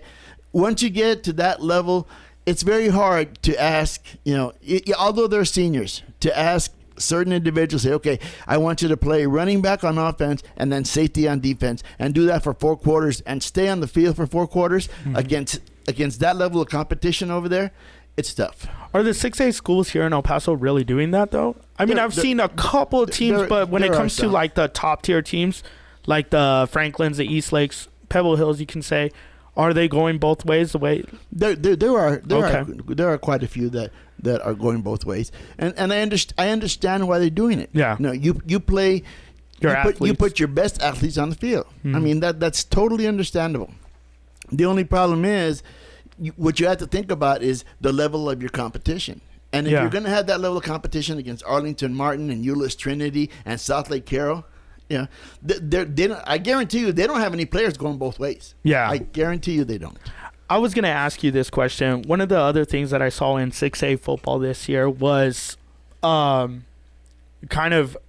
top teams, like I said, they're Franklin, East Lake, Pebble Hills, Americas. I mean, those are most likely going to be the teams going into the playoffs, maybe in Eastwood. But then when you come down, there's a very prestigious school that I feel they've lost a little something. And it's the Coronado T-Birds. Yeah. And the reason I'm bringing them up, and their record is not impressive at all. Right. But there's something about them that when I noticed the first game I covered this year when they were playing against Pebble Hills, and then again I saw that Westside Bowl, right? And there was a huge difference in terms of it seemed like the benches were double. Franklin's bench was double of what Coronado's bench was. And I was going to ask you, is it an enrollment issue? I don't know the enrollment of the two schools. Is it an enrollment issue, or is it just like Coronado is not getting as much athletes as Franklin is because of on academics? Right. Well, I'm in a situation, Abel, where I did my coaching at Franklin, and so that's part of where my heart is. But also, most of my ex-coaches, they're now at Coronado. Yeah. So I have some feeling towards Coronado, and to see what's going on. Yeah. And what's going on, which a lot of people don't understand, it has to do not with the enrollment, because the enrollment numbers are the same. Okay. The enrollment is the same. It's not the numbers. Okay. It has to do with the athletes. Okay, and it has to do with the boundaries drawn for the feeder school pattern. Okay. That's where the problem is. Okay. Right now, Coronado has pretty much one feeder school, Moorhead. Yeah. Okay? Moorhead had to disband their team because they didn't have grades. enough. Okay. And then they have part of Lincoln. Okay. And then everything else in this area, as far as feeder pattern, goes to Franklin. Yeah. Okay. So Franklin has the newest stadium. They've got the prettiest uniforms. Then they've got 200 kids. Yeah. Yeah, because I was going to ask that because, like you said, Moorhead is the only school that really goes to Coronado. Right. Whereas I think it's Don Haskins now is the name of the school. Right. Half of their enrollment goes over to Franklin, the other half goes over to Coronado. Right. Then you have what is it? Brown, and then Ornado. So you're basically having 2.5 schools going into one high school, where Coronado's only getting 1.5 schools. But let me just mention this. I've noticed that the enrollment in terms of the school that Moorhead has, which they're going to be changing their name pretty soon, but the enrollment that they have is far less than the enrollment of Ornado, Brown, and Don Haskins. Sure. So it's not even 1.5 schools going into Coronado. Exactly. So there's a huge disadvantage. And look, I'm not making excuses for Coronado. I'm a Franklin guy. I always say it like, man, Franklin's my team. Like I love those guys. I remember the Grijalva days. Like I've always rooted for them, and I'm gonna continue to root for them. But there's a huge disadvantage in terms of Westside schools. Franklin and Coronado. Of course. And if enrollment isn't an issue, like maybe it's the lines that are being drawn, but could Coronado potentially could they drop down to a lesser district? No, 'Cause of enrollment. it's all under UIL, and UIL goes under enrollment. Okay, it doesn't matter. You know, it's always been the argument. It was back when I was coaching. You know, the argument was it doesn't matter the number of enrollment. It matters back then. It was the number of males and the number of females, because females are not gonna play football. Yeah. You know, and then the argument came up with Jefferson when they opened the magnet school, Silva. Okay, well, that enrollment goes up for Jefferson. Does that mean that those individuals will have the opportunity to play football? No, it doesn't. And that's always been. I mean, who has to say so? From what I know, I'm not involved in it anymore. So to me, I think it comes down to the school board. I think it's the school board that makes those decisions. Yeah. So, Yeah, because I was going on there. I was wondering about that, because like you said, if it's a magnet school, of course the enrollment's going to go up, but it's not athletes that are going to the school. Exactly. It's just more students. You know, they're students, not student athletes. They're students going to the school. So how can you base it on enrollment? Shouldn't it be the number of athletes that you're actually getting? And the reason I say that is because like I look at 6A here in El Paso, and you have 1, 2, 3, 4, 5, 6, 7, 8 6A schools. They're going to add more to that, by the way. Yeah. So there's 8 6A schools.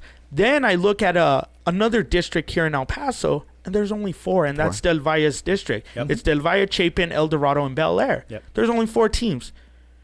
So I'm like, what is going on there? It's You know, like, how is that even possible? Like, I don't understand how this works, because you can make the argument that Del Valle has more student athletes than Coronado does. Oh, sure. Because like I said, I went to the West Side Bowl, and the bench was thin. Yeah. And I see Coach Anderson coaching his tail off over there, and They all are. And he's there, you know, he's telling his players like, "Come on, guy, we need you. We need." And it's almost like, And the one thing you got to realize too is that Coach Anderson is basically in the same situation that Coach Blair is in at Hanks, where like a lot of I saw that. Yeah, I saw that on Friday. Cartio and Hanks. A lot of his players that would have been seniors, they just decided not to play this year. You know, like Hanks is in a situation there where like they're playing, the guys are playing football that they haven't played for 2 years, because he's basically playing a lot of freshmen and sophomores. Yeah. He's got no choice. I mean, same thing with Coach Anderson, you know, like he's playing guys that normally wouldn't be playing because that's all he has, you know. You know, Coach Anderson, the first time that Coronado does not have a freshman and a JV team. Think about that. They 'cause don't. they're playing varsity. Yeah. They only have one combined team. Whatever was left of the freshman and whatever was left of the JV, that's not playing varsity right now. Okay. But- they're under one team. And see, I bring this up to you, Coach, because you've been not only in the football game, not in high school, but you've taught at other schools. You've seen how it is in elementary. You've seen how it is in middle school. And I've noticed, just talking to different coaches and different educators around town, they don't even have enough players to suit out a 7th and 8th grade team. Right. So it's a struggle, and it's sad, because a lot of these coaches are put in a very tough position. And when is it going to be about like the players, taking care of the players? Exactly. Because you're going to have, like you mentioned, players going both ways. There's only so much the human body that can endure. Exactly. You know, and especially a physical sport like football. Yeah, And or you're not gonna only have that, a kid mentally that- also. Yeah. Or you're gonna have a kid that's playing line that shouldn't be on the line. Yeah, Well, has no business there. the devastation of some of these players that they're being asked to go in, participate in a sport that they enjoy, and they're gonna grow to almost dislike it because Sure. of the unfairness that's involved. But it is what it is. You know, I always say it is what it is. But in that instance, it's up to the coaches to make it an enjoyable experience. Yeah. You know, because when you talk about that situation where there's a lot of players, well, hold up, a lot of players not playing, but they're still having success. It's the Austin Panthers. Coach talks about the Iron Man football. Austin Panthers Iron Man football because they got no choice. I mean, they're suiting up maybe like 22, 24 kids, you know, and Coach Pichardo has decided not to bring up the kids from the JV and stuff like that. He's just going with his varsity, and they're doing pretty good. But that's when we think when they get into the playoffs, it's gonna work here in El Paso. But when they go to the playoffs, it's gonna be a little bit harder. But you see those kids are having success, and a lot of those kids are having to play Ironman football. So it's up to the coaches also to make it an enjoyable success. But that's 5A. You talk about like 6A. Exactly. It's different when you're playing against Eastwood and that's what I was like asking, because Coronado basically has a 5A squad, if not a very tough 4A squad, you know. But I'm gonna tell you this: nobody's gonna feel sorry for them, bro. When you look at because you bring up the Austin Panthers, but when you're also talking about them, I mean, you got to also bring up their district. You have Burgess, Andress, Jefferson, El Paso, Bowie, and Irvin. They're not exactly right. They don't have a lot of participants either, you know. Well, so Ironman football against Ironman football, whereas Coronado is Ironman football against a true 6A school. Yeah, but the other, you have to look at the geographics that are involved here. You know, Austin has a limited number of athletes, not because of the boundaries or the the feeder schools. They have their feeder schools. You know, for them it's just the area of town. You know, it's not growing. It's an older neighborhood. You know, there's not. You know, that's why their numbers are low. It has nothing to do with the redistricting or the boundaries. So I think when you talk about that, and you look at the situation at Coronado and the situation at Austin, it's different. It's completely different. Yeah. You know? Although, I mean, not to take it through in Coach Pichardo and his group, they've done a great job, but they're playing athletes. Yeah. They've got seniors. They are playing athletes. Yeah. Mm-hmm. And they're just improving their skills because of the level of coaching that they get. And that's fine. Whereas at Coronado, you've got sophomores that are starting right now on both sides of the ball that should be playing JV. They shouldn't be playing varsity. Yeah. Is it gonna change anytime soon? I have no idea. I really haven't been involved. I know Coach Anderson, the principal at Coronado, and parents have been on this issue for quite a while, but nothing's happened. Yeah, and it's a shame because Coronado is just one of those schools. It's because you remember Coronado dominating. That's what you remember. But that's what it is. No. You remember Coronado being one of the powerhouses, but as Coach says, the city is growing. Because, I'll be honest with you, I remember where, on the east side is that, Montwood was dominating, because they got all the military kids. It is what it is. Yeah. They got all the military kids. Then when they built Eldorado's starting to dominate because they started taking those kids away from Montwood. Then you got Pebble Hills, and then Pebble Hills started dominating because they started getting all of those. Now you got the balance is starting to even out now. Yeah. But that's the situation because you remember the powerhouse that was Coronado. No, and before Franklin. No, and I get it because Coronado back in the day before Franklin was built, they were the only West Side school, so that's why they were the powerhouse and stuff. But they're kind of in a position where there's no more expansion for them, and there's not going to be any more expansion for Coronado. So, and that's why I brought up the district with Austin, Jefferson, El Paso, Bowie, and Irvin. These are very old schools that have been dealing with that situation, and I feel if Coronado didn't have because I believe they're a magnet school, so they have people attending from all over the city because of the prestige of their academic program. Yes. So I feel if there was ever an opportunity for them, not that it would be a benefit to them. I mean, because we're only speaking of in terms of athletics, and that's not what it's all about. Exactly. But I mean, if there was an opportunity for them to move down, it'd probably be a district like that with these older schools, and because I'm looking at a school that would only make sense, bro. What do you mean? That they'd be able to move down because of that situation. But like I said, it never makes sense when you talk about all the other stuff that's involved. Yeah, and because I was thinking about a school that was kind of struggling with this, that they were a tough team. They had talent, but their squad was very small compared to all the other teams that they were competing against in district, was Riverside. And now that you've seen Riverside drop down to 4A, holy cow, they're 8-1. They're undefeated in district. They're one of the schools, and we talked about it before the show started. They're one of the schools that could potentially make the biggest run in the Texas State playoffs. Right. And I mean that's just the way it. But you talk to the people at Riverside, and in most cases they don't want to be 4A. They want to play 5A. Yep. Okay.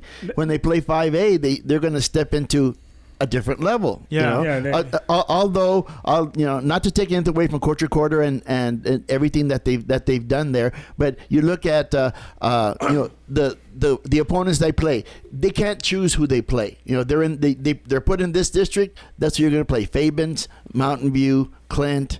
Yeah. That's who you're going to play. Okay, but that also makes a difference when you get into the playoffs. Okay, it's a different level of competition that you're going to get. Yeah, Coach Recorder and the Riverside Rangers are going to find out that when they get to that second level, it's going to be more like Monahans, who is the only team that they lost to.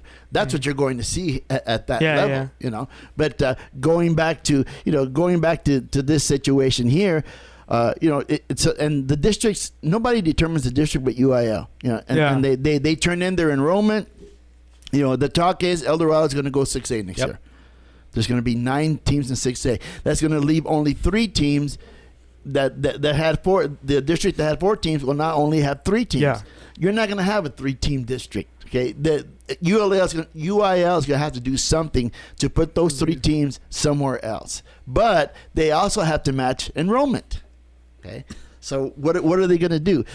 What they would normally do if it wasn't El Paso and it was Dallas or Houston or Austin, where everybody is packed all together, all they would do is move from one district to the other. Yeah. Okay? Here, if you move those 3 teams to the next district that they fit, it's Amarillo, it's Odessa, it's Midland. Okay. How are the districts here going to pay for travel every week to go play a district game over there? It's not going to happen. Here's another point that's been going on for years, and it just depends on who you talk to. Educators, it's about education, okay? Yeah. And this is an argument that I was always brought into, trying to figure out. The best thing to do is do away with athletics, and then you have more money for education, because students are there for education. I had to argue that point, all of my career. And don't what, those 7th and 8th grade teams that don't have enough players, do away with it. Don't have football anymore. Would you make these super schools, like where you those lower enrolling schools, you get rid of them, make a super school like? Well, but then that goes back to UIL. UIL won't let you do that. I mean, if it was up to just the individual district, I'm sure that would happen. I mean, what's not to say? Okay, Coronado's struggling with numbers. Let's put Coronado and Franklin together. Yeah, and then you put the magnet school at Coronado. Because I was thinking, why won't UIL allow that? But for whatever reason, they allow. Because last time you were on the show, you talked about how South Lake Carroll, they always come to a vote are we gonna build another school? Or nope. And they're like, no. So why would UIL allow them to make that decision? Whereas in El Paso school, they're no, we're gonna come in and we're gonna dictate what you can and cannot do. Right, because UIL is located in Austin, Texas, and who are the teams that bring it? Bottom line is money. Who are the teams that are going to bring in the most interest, and then eventually in the playoffs the most revenue? It's not going to be El Paso team. Yeah. It's going to be South Lake Carroll and Euless Trinity and Austin Westlake. Who is Fox going to want to broadcast? No, I get that. But I think that has a good ring. Franklin Coronado High School. But I get that. We're not disagreeing with you. No, I get telling that. You the way it is. I think this is what I don't understand. Why does El Paso always tend to follow the rules of what other people make for them, but they never come up and rise to the occasion to say, no, we're going to do this. We're going to do this. And if we want to have a high school with multiple campuses, we're going to do it. come in and tell us what to do, but we're gonna do it. Like why don't they? They're Okay, just like, we're gonna cut your funding. Oh, okay, thank you very much. Well, I guess we'll take it. Oh, we're gonna cut your funding. It all comes down. The decisions all come down to, like every big corporation, a board. Okay, a board of directors, a board of whatever. Good it old is. boy network. And who are going to be those people on that board, and who appoints the people to the board? But they're getting gypped to begin with. You're saying they're gonna cut the funding. They're getting gypped to begin with. It's not. I understand your point. I completely. It's like I understand said, your we point. agree with you. It's the system. That is the system. I know. If it was, I guess the only other thing you could do is if if the schools around here, SISD, EPISD, and YISD want to form their own system and get away from UIL, they can. Okay, but they won't be able to go to playoffs. Yeah. They won't be able to do any of that. Yeah, is it worth it or not? I don't know. Maybe it is worth it. Who knows? Let's play a game. What 2 schools would you combine in El Paso and make a super school? Franklin, Coronado. No. No, I'm just saying. I would probably West say Side? Franklin and Canotillo. They have they're really close in proximity, and then they're both top Yep. 3 schools right now in the. I mean, right now, and we've brought this up to you. The ones that kind of hold their own future in terms of in Is this area Canotillo. is Canotillo, because they're the one high school, and that area continues to expand just added a every new single floor. month. Add a new And, floor. you know, Add a new floor. At which time the powers that be are going to decide: are we going to build a new high school, or are we going to just add on to that? And now the factor is going to be education. Okay, are we now holding back the students because we want to build 4-level high school just to keep it one high school? Okay, and are we going to find enough teachers to staff that one building, or do we just split it up? I mean, there's a lot of other Yeah. factors that That's what are happened at involved there. Coronado. No, yeah. It's what happened with Mountwood, where they built El Dorado. The where difference they built with Pebble Hills. the difference with Coronado, they were under EPISD, whereas Canotillo They're is their own school Canotillo. district. That's their own district. Exactly. That's So the they advantage they could, and that's what I'm saying. They hold the ball is on their court. They could dictate whatever they want to do. They can. So, They can. and I they feel can. like in the future, So if you're kind of Theo, why would you want to go Exactly, up there? that's what I'm Why saying. would you want to team up with EPISD then? no, Are you talking I'm, about, no, I'm not. Peter that's your mentioned scenario. that Peter. was, Okay, no, that was your but scenario. no, I but said Franklin, Coronado. by the way. my gripe is like, No, I guess- you don't have. We understand your my gripe, bro. thing, my thing understand. is like, man, like EPISD, Socorro, Isleta, come up with a plan. Come up with a plan to kind of be more competitive, not only in athletics, but also education. Sure. But I don't know what it is. Like, I mean, I've never been a part of it. Well, I think part of the problem, not all of it, but a lot of the problem is there's even competition Between them. between the districts. Yeah. It's going to be real hard to get Yeah. everybody together Yeah. to work together. Yeah, I mean, it's like I said, like My district's better than your district and better than your district. correct, because even though it's all education, they all want things their own way and things of that nature, you know. Yeah. And then you have like, you have too many cooks and like what was that saying? Like too many Too many chefs, chefs in the something kitchen. like Yeah, that, yeah. something like that. Same situation. Too many chiefs, not enough Indians. Mm-hmm. Whatever it's called, yeah. That too. But it is what it is, and then a lot of it, like, it's going to come down to the funding. Yeah. If you can find a way to keep what your plan is to get it funded, then I'm sure they will look into something like that. Because like, But then, but as Coach says, as it comes at the end of the Yeah. day, it's going to come down to like what would be like 12 people in a room, yeah, and let's see, Coach said it's in Austin, Dallas based. We're so far out. Yeah. But this is No, no. something that's always been like yeah, you said. no, it's just and, like- and see this is the we thing get that disrespected. this is the thing that frustrates me most. Because like as a fan, I feel like we do have the talent, we do have the knowledge, we do have the coaching to compete at a very high level. Yeah. But it's just a matter of us coming together. Like if we We're could get too- 6 we're- teams, we're I too- mean, think about that. We're too spread out. We're too spread out. Like you cannot tell me, and we're watching the red zone right now. Aaron Jones has popped up plenty of times. Yeah. You cannot tell me we do not have the athletes here in the Sun City that can compete at the highest level when one of our own is in the NFL, not just as a background character. He's the top running back in the NFL. And it's not just with Aaron Jones. You've seen what Deion Hankins has done with Utep. Yep. You've seen what Aaron Dumas has done with New Mexico. You've seen all these players before, the Eddie Brittens. You know, there's so much talent here. We just can't wrangle it under But one for roof. whatever reason, you'll hear, oh, a player from Andrus is here, a player from Burgess, a player from Franklin, a player from and it's like,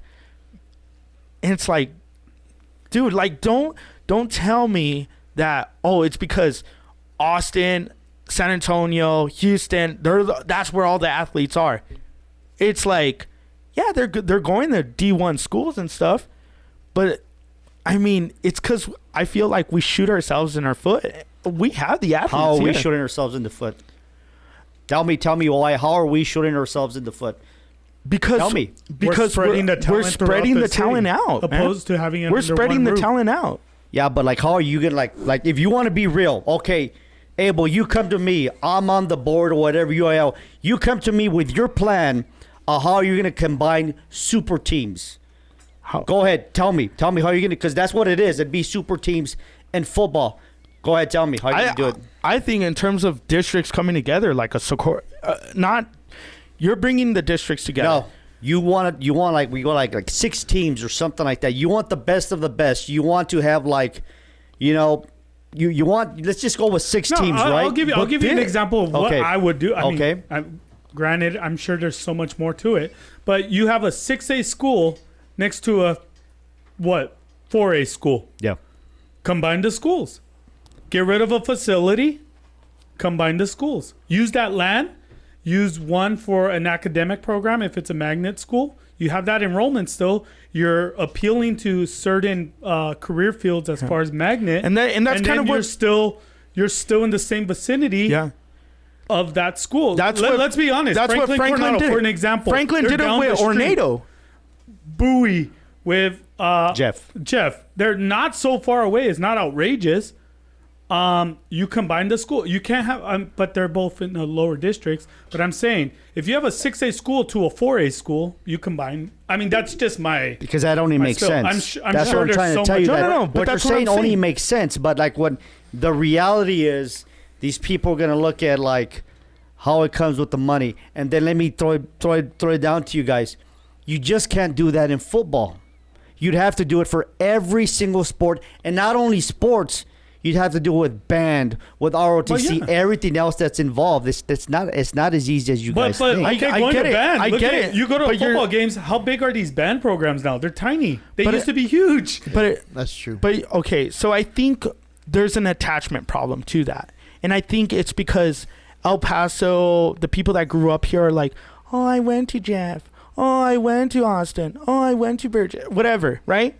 But they don't have a problem with combining middle schools. They don't have a problem combining elementaries because it's not like, They're not reliving their glory Yeah. days at those schools. exactly. It's always the high school years, you know? So people don't want to hear, like, if Isleta and Del Valle were to get together and they call it whatever, you know, there would be a part of you like, oh man, like my It school is what it is. my school no longer exists. You have that attitude. It is what it is. Yep. But there's other people out there. I mean, And that's- and that's there- where the reality. we hits. know there's a lot of people out there that And still that's- post and- pictures of the and- 1980s and that's where when the- they were in band and Yeah, football. and that's where the reality hit. Why I say it is what it is. That you're gonna get a lot of pushback. When but it that's comes what to- I'm saying. Like, That's what I'm saying. It is what it is. You who know, is it? but Who is it about? Is it about the old timers trying to relive their glory days, or is it about the future of the? It's about how they're gonna get their funding to keep doing what they want to do. And it, like I But said, why at the end won't of the they day- get their funding? That's what I don't understand. Why wouldn't they get their funding if it's all about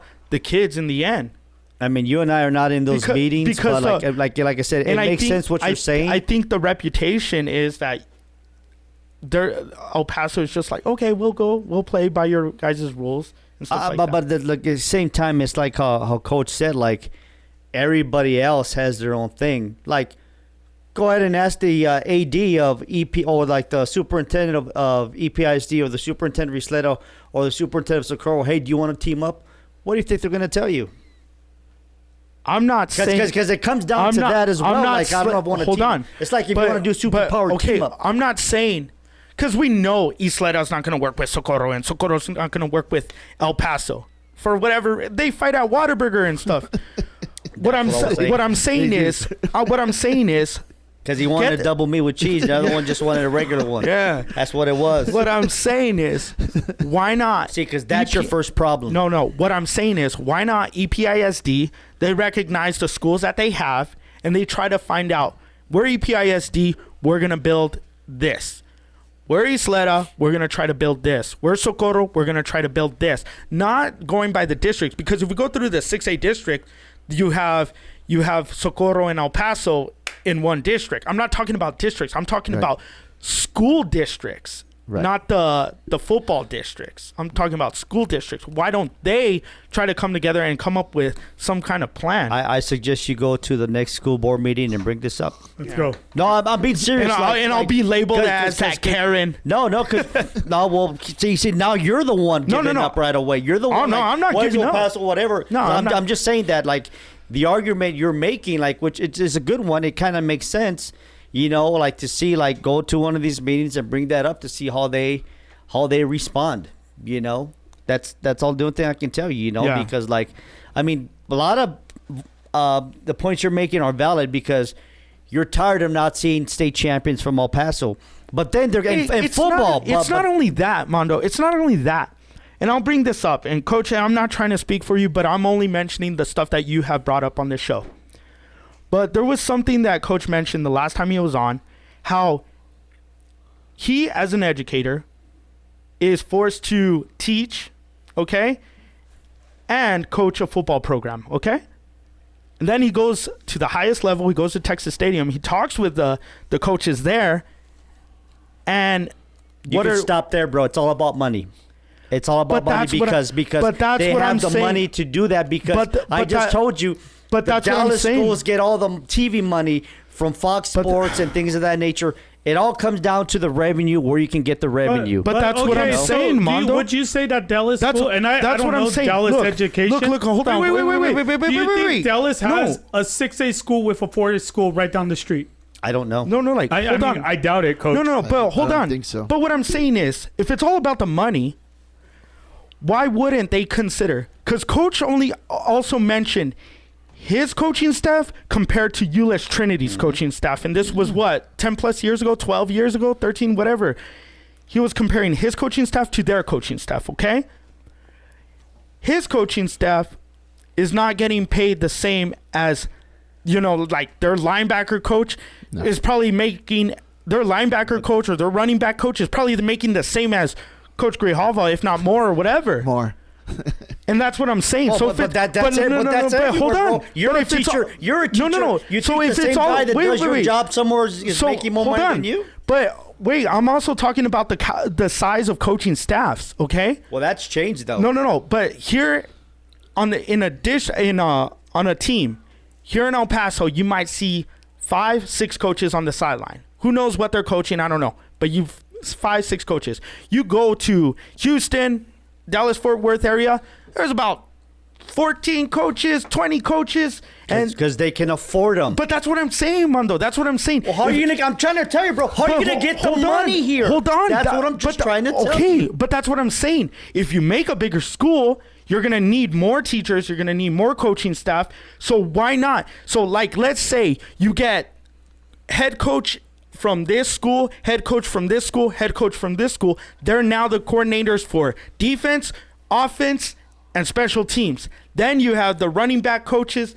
You make it seem like everybody's gonna play goody good with each other. Because if I'm a head coach, why is he the head coach? Why is he? Why he's the coordinator? But I'm a head coach. Why is this guy gonna be that? I get what Abel's saying. That positions are still gonna be there, especially with teachers. We're talking education.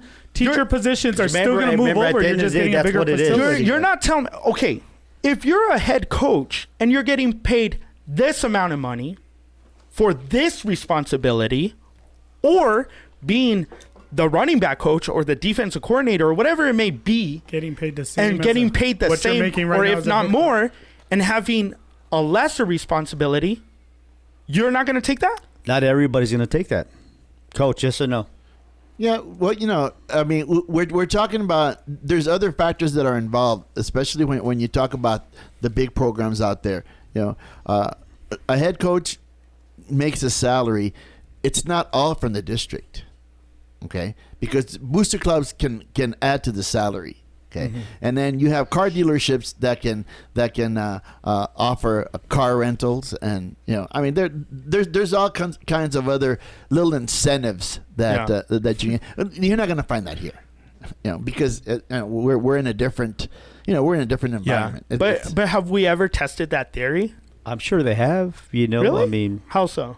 Well, I said I'm sure they have. I mean, I'm not going to tell you I can't go back and tell you everything. Can you? You can't. No. But what I'm sure saying is, tasted it. I'm sure somebody here said they got a car dealer in Dallas. Let's see if they can sponsor. Okay, they're going to sponsor this school, but you got to sponsor all the other schools. I'm watching goddamn Bravo commercials with Canoteo players on it now. Yeah, I know. That was. So you're telling me kind of strange. That's what school? Okay, hold on. But you're telling me that if this school makes if School A decides to they all of a sudden make a run because they have a better group of kids, more athletes. But wait, hold on. A different situation. You don't think that they're gonna start getting opportunity from Charlie Clark Nissan or Shamali Ford or all these other companies that are here in El Paso? Well, they passed that. They can start doing this now if they wanted to. Yeah, but you're talking about again, you bring up the fact that Canutillo is in a different district. So they do things differently than what the El Paso School District would do. Yeah. In Canutillo, there is only one high school. So if you want to get funding or sponsorship or things like that, doesn't have to be one high school. Yeah. It's only for one high school. Yeah. If you're doing it in El Paso or ISD I get it, but it just seems like there is a possibility. There's potential for more opportunity, is what I'm saying. If somehow and I'm not saying cut the schools in half, or maybe EPISD only does it to certain it seems like Franklin still has a hefty amount of enrollment and athletes. Okay. But I'm saying maybe a Coronado and an Austin get together, a Coronado, El Paso High, something like that, where you're able to turn them into something. Sure. I'm not saying combine Franklin and Coronado, combine this school and this school. I'm not saying cut the district in half. I'm saying only the schools that seem to maybe need the help. That's what I'm saying. That's all I'm saying. It's a suggestion. It's I appreciate the Mondo's suggestion because I'm not laughing. I'm just saying that it's not as easy as you think. I'm not saying it's easy. It's just that the schools that need the help, and if let's just say you bring up those two schools. If I'm from some other school in the same district, hey, how come you helping them out? We need funds. We always need funds for this, and this, not just sports. We need it we might need it in a robotics program. We might need it in something like that. That's what I'm telling you. It's not as easy as you think, because if you do it for one, it's got to trickle down to every single other thing that they've got when it comes to school, and that's why. It sucks, because you're tired of seeing El Paso schools get eliminated in the second round of the playoffs, because that's why you're upset. No, but I'm also seeing it in terms of education as well. I see it other schools get passed up. I had the opportunity to work in a school that didn't really create much funds. It was based on star testing scores. Yep. That's a competition in itself. Well, and that's what I'm saying. And a lot of the funding also comes via attendance. In the Mondo, I know what I saw it. Yeah, but you're not explaining that to the people. No, that's what I'm saying, because you know it, but you got to say it. That's why I say it. But I'm saying there's schools that need that help. There's schools that need that help, and I feel they'll have a better opportunity if they were somehow combined, maybe get more resources, more grant money. I don't know how to do it. Obviously, I don't know. That I'm just bringing it up. I mean, we're only talking sports, but there's many factors. No doubt. I'm sure it'd be awesome if like in situations like that one of the other school districts say, hey, you know what, come join us. You know, like the schools that you're talking about, like the lower income schools, you know, where they don't have the funding to do a lot of the stuff, you know. But like, I don't know how that works. I really don't, you know, when it comes to that stuff. But like, I appreciate your passion and stuff like that, and I'm not against what you're saying at all, you know, because it makes sense. What you're talking about makes perfect sense. I'm just giving it to you real, like what some of the stuff really is, and when it comes to, because when it comes down to it too, it's a lot of politics. Yeah. You know, it comes down to, there's so many factors with the good old boy network and stuff like that, where as much as people don't want to admit that it doesn't exist, it does, and it's always gonna be there. But like I said, when you talk about state champions, they're gonna come at us. Okay, well, Eastwood's always winning state championships, and cross country, the Levi's winning championships when it comes to the soccer and stuff like that. So they would come at us because in football it doesn't happen, but in some of the other sports it's happening. You know, the way it's built, like the Levi dominates soccer. Eastwood dominates cross country, sack. I mean, and stuff like that, you know. So yeah, but that doesn't exactly draw the eyeballs. Like, let's you're making my argument. No, exactly. It's all about the revenue. But that's what I'm saying. Like, well, that's what I'm saying. UTEP's got one of the best track teams in the country, or they got a tremendous. I was not even talking about UTEP. No. About like, no, I know, Mondo. But what I'm saying is, like, but you're making my point for me. It's about the revenue. It's about who's gonna watch the sport. No, I know, but you were saying like, oh, they're gonna come back at us saying like Del Valle is winning championships, or Eastwood's winning this, or San Elizario is winning that, whatever. But it's like, okay, let's be honest, that's not what people are actually looking at. Like, and that's why I brought the. But to the people that are playing those sports, to them it is everything. Look at it that way. Just because it's not like that for you, it might not be like that for me. It is like that for the coach that is coaching that soccer team, that the coach of the track and field. You know, for that, it is everything. That's why I say it's not as easy as you think. I'm not saying it's easy. I'm not. See, but like I said, like right away at track, like I didn't. Like if we go to UTEP, everybody would love UTEP to be a football school. They're not a football school. Everybody love UTEP to be a basketball school, and they're kind of a basketball school. But in reality, you brought it up. UTEP is a track school because they win national championships consistently in track. Yeah. When you think about it, but like I said, how many people actually want to go watch that? And it is. I mean, we have an Olympian. Yeah. That just graduated from UTEP, won a gold medal in Tokyo. It's crazy when you look at it. Yeah. Can you name his name? Nope. I can't. Nope. Exactly. Hey, you know, we watch these guys all the time, and none of them have won the Olympics. Hey, you know what's funny? It's true. That's true.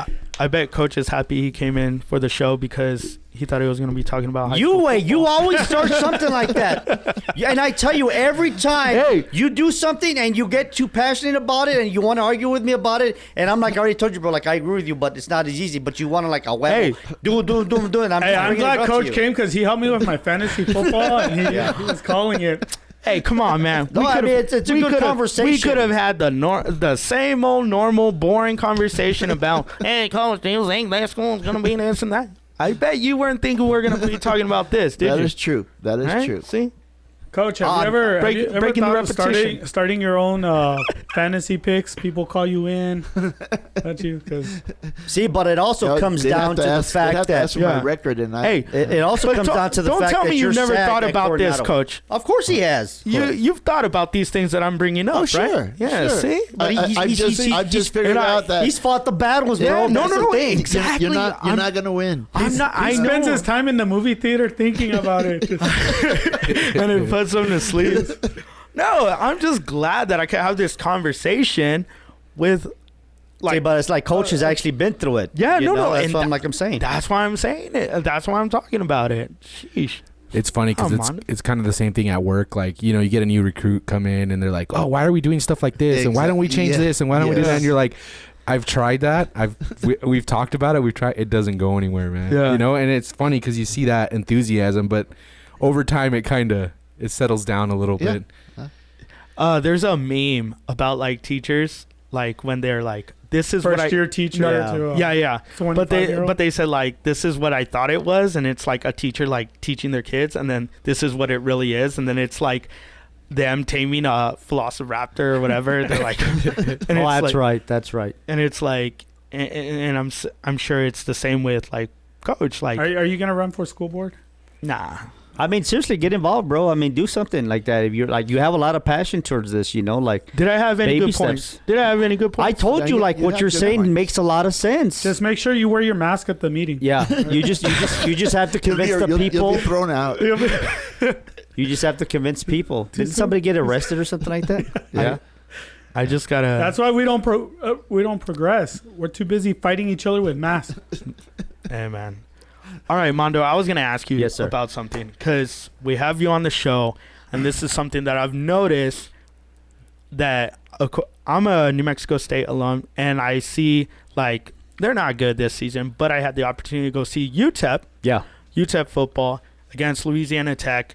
It was the first time that they, in, 7 years, that Yes. they became bowl eligible. Yes. At that game, they're 5-1, and I go and I was like surprised that there weren't a lot of fans there to see this team become bowl eligible. The reason why is because, and I'll look into which camera is it? This one. Yeah. I'll look into that camera and I'll say exactly what I've been saying when I had the sports talk show for like 10 years. El Paso, you are a bandwagon thank you. city. You always have been. You always will be a bandwagon city. You only support when they're winning. You do not support when they're losing. It is what it is. But if my Cowboys are going to play at the damn Sun Bowl, vamos, toda la gente, you know, el tío, everybody's going to show up. And if it's a big name, you're going to show up. But at the same time, I understand why you're like that because the team, it is what it is. They have sucked for so many years that people are used to them being like that. The problem with UTEP football, not this year because they're already bowl eligible, it's something that has progressed from year to year to year. Like I said, people will love UTEP to be a football school, but it's not. You know, like we talked about track, but really it's not. It's still a basketball school because Don Haskins, 66, Glory Road, all that good stuff. But when it comes to football, it's just the common sports fan, because that's what you're looking at. Yeah. You're looking for the common sports fan. And you remember, we talked about this also. There are so many entertainment options on the phone and stuff like that. But when it comes to the UTEP football team, the fans are so just used to them not winning every single year that you're like, we'll wait to see. It's like a wait and see basis, you know. So I mean, All right. the ones that do show up are super fans. So You know, I mean, but El Paso's a bandwagon, and I know you can ask me whatever, but I'm always gonna bring up this. I'm always gonna bring up this point that like 7 years ago, whatever it was, when Keith Adams had the women's basketball team, That was awesome. they're winning championships. They won the Conference USA. They had the tournament here in El Paso. It sold out like 3 or 4 times, you know. And my argument on the radio back then was like, hey, this is awesome, but you know what? When their season starts in November next season, I want all of you guys to start showing up as well. Nope. El Paso's a bandwagon city, and they're always going to be a bandwagon city. That's all it is, you know. So, but I ain't gonna lie to you. Like, come join the bandwagon. Those players, I'm telling you right now, because those players would appreciate you coming to the field. Because I remember when the end of 2019, that season, like some of the players looked at me and goes, hey, man, don't worry. We're going to improve this, and we're going to have people start coming to the games and things of that nature. But at the same time, UTEP's got to make it also, like, easy for people to get to the games. You know, I know they've switched to a lot of digital stuff, and, you know, you got an older generation that's sort of the ones that are your audience, you know. So, but when it comes to the fans overall, we're bandwagon. And plus, I think, honestly, the fact that you can watch these games on TV adds a lot to it, too. So I was going to bring this up because you said UTEP, El Paso's bandwagon town, right? They are. Right? But this last game, they brought the 2000 team, celebrated them, and they showed clips of when they had that successful season, when they defeated Fresno State. They're at the Sun Bowl. That wasn't the last game of the season. You understand what I'm saying? It was like mid-season, and they were already attracting 45 plus in the Sun Bowl. I guarantee you the UTSA game is going to have a lot. No, I You don't don't think know. so? I don't think so. You don't think but so? Hold on. But what I'm saying is, yes, they're bandwagon, but they're already winning They're 6-1, and for whatever reason, the traction isn't there to like. Was that game on TV What? that we could see easily? Which one? The one you're talking about, like The back in the Fresno's- day, like Fresno back in the day. State? Probably not. Did we have Netflix back then? Did we have? But that's Disney what Plus? I'm But saying. That's what I'm saying too. It's about because at the end of the day, sports is entertainment, and I'm always going to say And, this and it's stuff. kind of going back to what you were talking about with Yeah, it's all EP Sports Network. Yeah, it's is entertainment. now that there's so much out there that you have trouble covering all the Yep. things that are going on here in the Sun City. So nowadays, it's not. I can't say that use that scapegoat anymore. Bandwagon town. I'm saying there's just so much going on. And what UTEP needs to figure out is maybe coming up with some kind of marketing scheme to attract more fans. Because Well, I mean, they're trying. I mean, no, I know- I'm not saying that they're No, not. I'm but not. like, Yeah, but I'm being realistic Because- as well. I honestly, I think what it is because obviously there's a lot of football fans here in El Paso, without a doubt. You know, because we see all the parents going to the high school games and stuff like that. But when it comes to UTEP, I just really think that they've just been like hammered down year after year. I mean, we went through 3 years where Yeah. like they only won like one game. You know, so if you're a common It's fan, like a bad it's- relationship. You're not going to go back. But So like, you're a common so fan, Did, so so did like- that team before that 2000 Why season. can, I can be honest with you, the before last that 2000 season, they were a losing squad. well, they were a losing at the team. sa- but the, they at- stunk. But at they used to call it the toilet bowl, not the sun bowl. But at the same time, when the last time they started 5-1 and Trevor Vitito was still the quarterback, I remember that there weren't that many people at the Sun Bowl because they were waiting for them to fail, and they did. You know, like the second half of the season, Yeah. they lost a bunch of games. So Yeah. like there's I still get that the one thing with this crew that Coach Demo and these players are going to have to do. They're gonna have to prove it to the city of El Paso that But- that they're legit? that they are legit. Yeah. It is. It No, is. no, no, bro. I It is get it. what I get is. it. Like, I get you know, it. like and remember, I'm the biggest. I don't know, UTEP but homer I there will is. say something positive about UTEP. That $5 promotion for food was. See, and godsend. that's one of the That things was that I always badass. say. Like me, But I feel like I- they're losing some kind of prestige or something because why is it? And I brought this up like I was joking earlier, but I'm kind of serious. Why is it that I could see a Bravo commercial with Ganotio Eagles high school football team, but I don't see anything with the UTEP minor football team or anything like that? When back in the day, I used to. I would. Like what? I used to see commercials of the minors on TV, like them whatever. Like Well, then if give it me an was example, if it bro. was like H&H car wash or whatever, they were always talking about UTEP football and like this and that whatever, and they weren't that good of a team. The thing was that But H&H now- was one of the biggest supporters. No, of no, no. UTEP. But that's what I'm saying. It's losing its oomph. You know, they're like, why is Bravo going out to Ganotio and they're not going out to UTEP or like Okay, well then I can tell you this: you got the Oscar Arietta, Allstate Insurance. They're all over UTEP. You know, everything they do is But I'm UTEP saying- related. No, but you're But I'm you're saying talking on hold up, TV. bro. Well, I'm saying on he TV. does do that on his commercials. He's actually having radio remotes where you can meet the players at his different agencies. What more do you want, dude? that's on TV. I said radio remotes where you can go up there and but I'm sure like one of his TV spots he says proud sponsor of UTEP football. Like Yeah. now if you're saying that you want actual football players to Yeah. start showing up for these cars, that's not as easy, especially now that they Look, passed the thing where they can all benefit from them. Exactly. You know? So like I'm a football fan, but Okay, now, And- look, I'm gonna wait, stop. wait. I'm gonna stop you here, But- because hold up, you're gonna go into that same route where we just spent an hour. You're arguing. you're arguing like because you want to argue like because the way you feel, which I understand, but I'm gonna bring it down to the way it really is. who's the UTEP quarterback, Peter?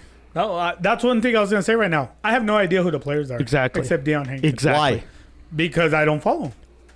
I can't force him to follow the team. It's because Why they is barely, that? They Why barely is started the $5 hot dog Because promotion. that's- Why That's- is that? That's what because- I'm saying. Why can't UTEP get no, to no, no, its no, fans? no. Ask him why. Oh, I just said. I No, don't no, go to no, no, games. no. Why? I went to my But- first game. but why can't Because they? I'm a But why? bandwagon fan. I said it. But what? But hey, No, I'll it's not that. Hey, I'll man. tell you one thing though. Is the price going to It's go not up that. to $6 now that How they're is it 6-1? that I knew? 'Cause it was how is $5. You with stop, all bro. the power? You With need all to the power? stop. No. With all the power of social media and everything, how is it that people knew who Rocky Perez was when all you can get was the 10 o'clock news or whatever. The El Because Paso you had Times. no choice. That's where you got But your nowadays, information. With all the media outlets out there, you go to the casual UTEP fan, they can't even name 5 players from the team. Because that's not the casual UTEP fan. You know, the casual UTEP fan, they got other stuff going. Like I said, bro, I appreciate your passion. I appreciate the fact that you're trying just to bring up an argument, but this is the same argument. not we just bringing up an argument. Well, you are. I'm asking the but questions. You're asking the question, but you're not listening to the answer, bro, because the answer is that there are so many options there, you know, and then sadly, because the way, and let's be honest, the previous administration at UTEP, they kind of started sticking it to the fans where like it wasn't enjoyable to go to the game after they had success with Stolen Price, you know, where they weren't letting people go tailgate and stay for the entire game. You know, they were forcing them to go into the first quarter. All of a sudden, when UTEP has some sort of success, and this was the previous administration, they start sticking to the fans, they start charging more and stuff like that. You got to make it enjoyable. I've always been the type where like, hey, like Peter said, like, I'd rather them sell $5 tickets and fill and have like 40, 50,000 as opposed to them doing what they're doing now and only getting like 18,000. Because think about that. Because Well, the difference with me is 10 years ago, it was cheaper. Now I have 18 kids. And it happens. But at the end of the day, it's like, I'm not a bandwagon fan. I was just joking. I really am a good fan. But it's hard for me to go to games But why? because it's not just me anymore. That's why. But how come you're not keeping up? Because I don't have time. I'm doing my own thing. That's the answer, Abel. I'm doing my own thing. Am I going to go see Deion Hankins fumble 3 times, or I'm going to go see my son strike out 3 times? That's one of the answers. That's my I'm doing my own personal thing. opinion. But you're right. Like Which I did see Deion Hankins fumble 3 times. UTEP does have some challenges because they're not the only show anymore, bro. Yeah, the real show is the Chihuahuas, and the now you Locomotive. got the Locomotives. Yeah, and that's what You I'm got saying. options, Like, you know, it's very enjoyable to go to a Locomotive game or a Chihuahua game. and that's something that I've always said. That you know, I've always said. And that, this like, is where I'm bringing it up again, Mondo. I'm coming back around.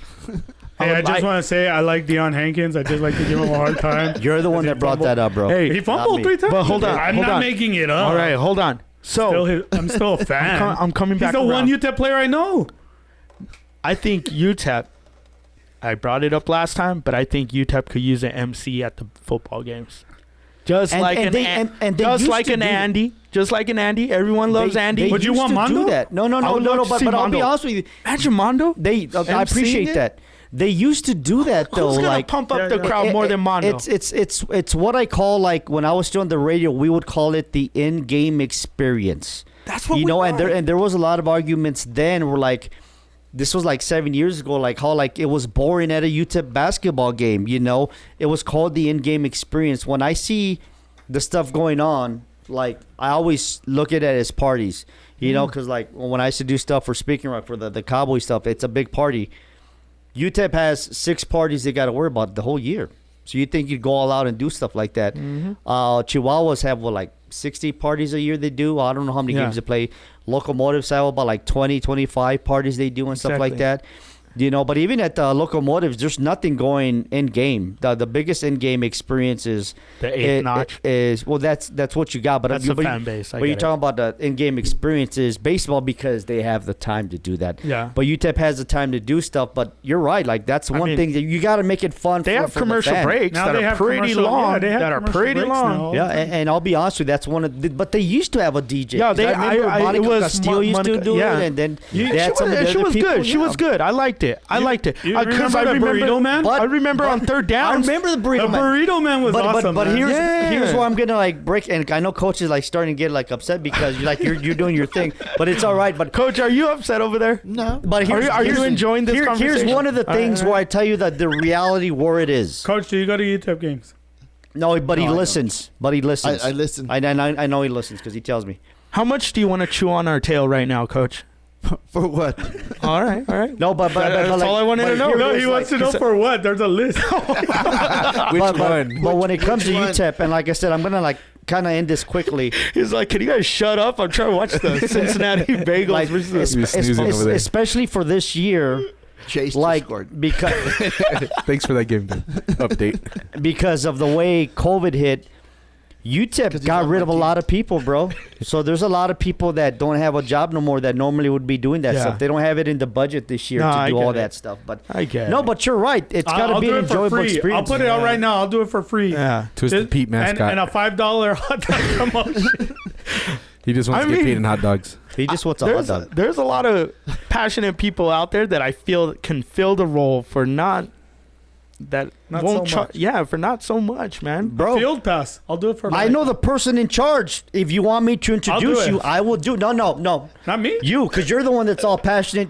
By the way, if you think... Hey, wait, no, Peter, no, Peter's stop, okay. MC'd before. I've Okay, MC'd. Peter has that experience. No, I but got Peter has- two by the way, events under my I belt. appreciate the love that you gave me, like, Yeah. because like when I'm in front of 1,000 people, Dude. I get excited. Some people don't. Mondo, But- I'm in but- front of 4 people I and look know. at me. But that's what I'm saying. Like, if you want to talk to the dude in charge, like, I can easily give you his phone Bring him number on the show. and get your ideas. bring him on and the stuff show. Like that. Bring him Actually, on that's the what show. you should do. That you should reach out to somebody in Utep. You know, that's in charge, and they will break it down for you how it really is. You know, Do you have Just- Peter Pete's number? I do actually. I do. Ah, Is man. He lives in the mine. Hey, best Peter Pete. Yeah, Real quick. Which one is it? The original, the the buff one? leather face. The buff one? Not the one they have right now. No, the very first, not the very first one, but the one where he had like a 5 o'clock shadow kind of leather face. Looked Like scary. the one. For me, my favorite one is It the. was a mask, like That- a real mask. The Abraham Lincoln kind of beard looking one? Yeah, kind of.